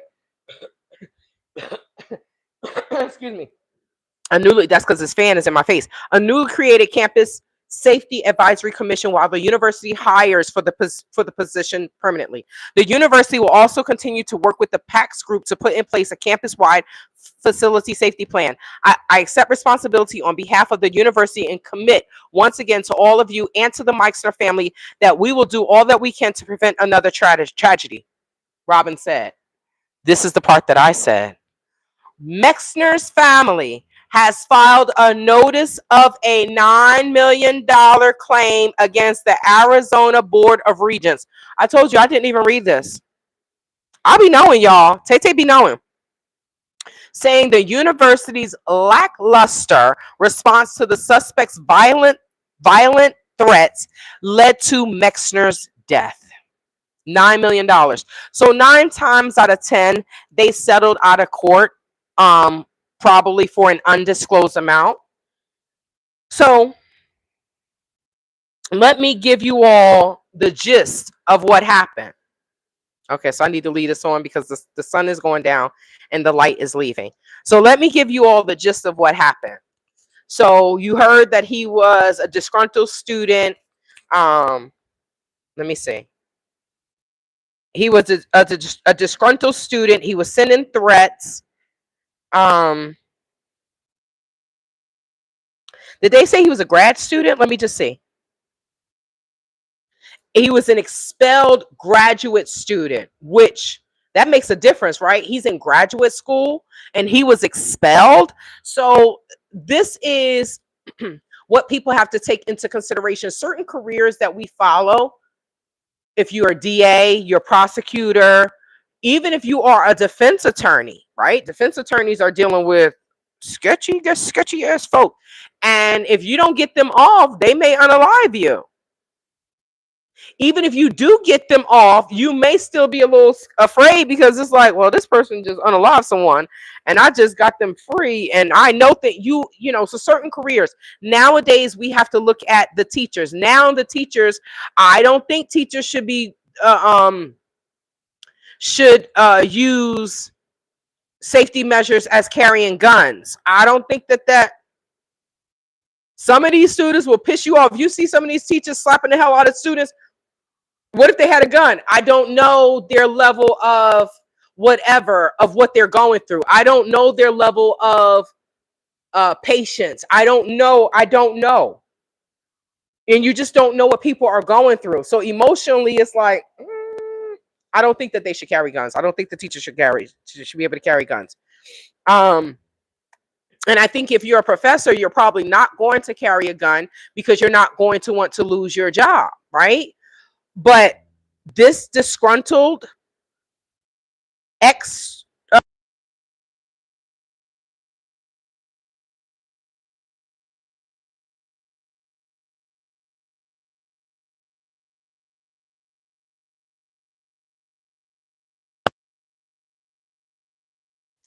No one told me that the mic went out. Okay, so I hope it just went out.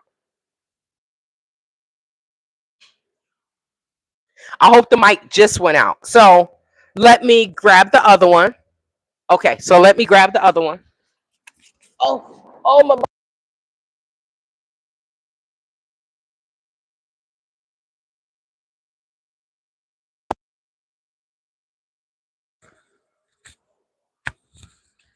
Okay, all right, I'm back. Okay, so let me just go back. So the disgruntled, expelled graduate student.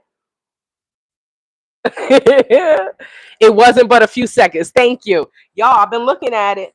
So the disgruntled graduate student, which we know that graduate school is not cheap, right? We know that graduate school is not cheap. And this person that he unalived was the chair of a department. This wasn't even the professor that the student had an issue with. This wasn't even the professor. So what the U of A has done now is the U of A has, you cannot look up anywhere like the location of where a professor is. So, well, thank you, Dale Hudson. Who are you? Are you the vocabulary police? So there's a reason why I'm saying unalive. If you look at YouTube, if we say too many 187s, then the videos are demonetized. So if you know what I'm talking about, why do I have to say those two words? You understand what I'm saying? How about you just say it? Okay, thank you kindly. So greetings from Chicago. You a poor old lady? I'm so sorry you a poor old lady. I'm sorry that you poor and old and a lady. I'm sorry. You stupid ass people. Okay, so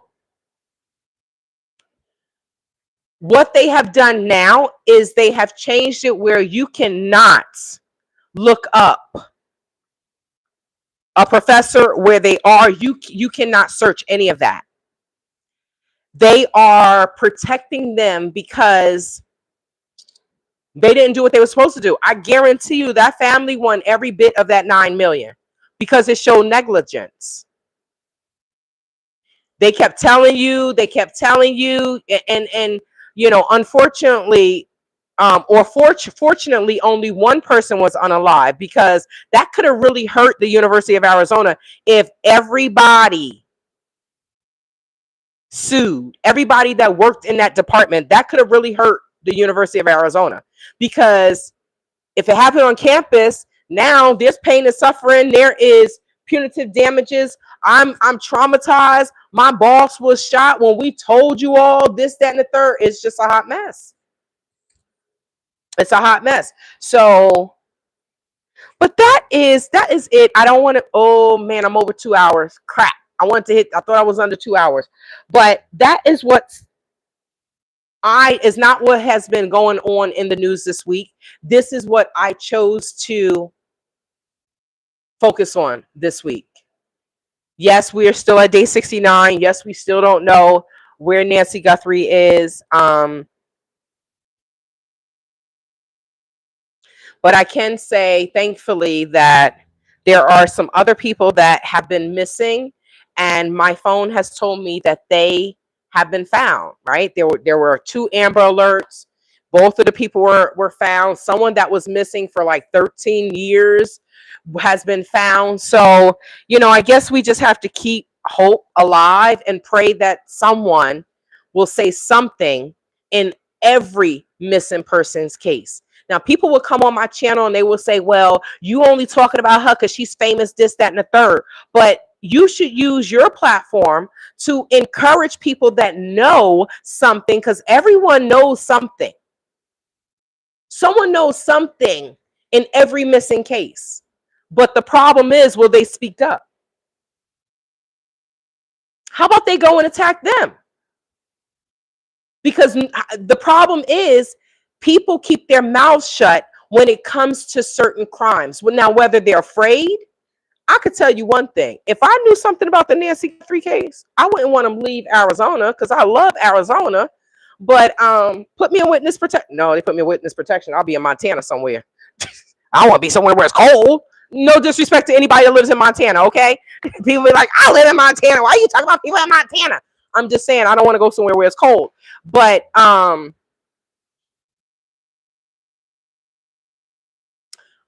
respect that. I respect that, Dale. Didn't mean to upset you. I just hate made up words for what it actually is. I respect that, right? That may be your pet peeve. But I'm just saying that the reason why many of the YouTubers don't use specific words is because the algorithms will pick it up. So that's why you will find that a lot of us, we say unalive instead of the M word, the D word, the K word, 187. So thank you for that. Not upset me. It's just, some people come on here and just say the most meaningful, hateful things. But thank you for clarifying that. And, I apologize if I went in on you. Okay, so, but yeah, that's pretty much it. I want to be live and on location next Friday, but I don't know if I'll be able to. YouTubers don't have the same freedom as mainstream. Thank you, Unforgivable Sins, for sharing that. We, because there are ads don't want to be played on, well, this person did this, and certain things that I speak about are heart heavy things. These are things that has really happened, whether it's overseas, whether it's with children, whether it's with elders and things like that. And the ads don't want to be on that.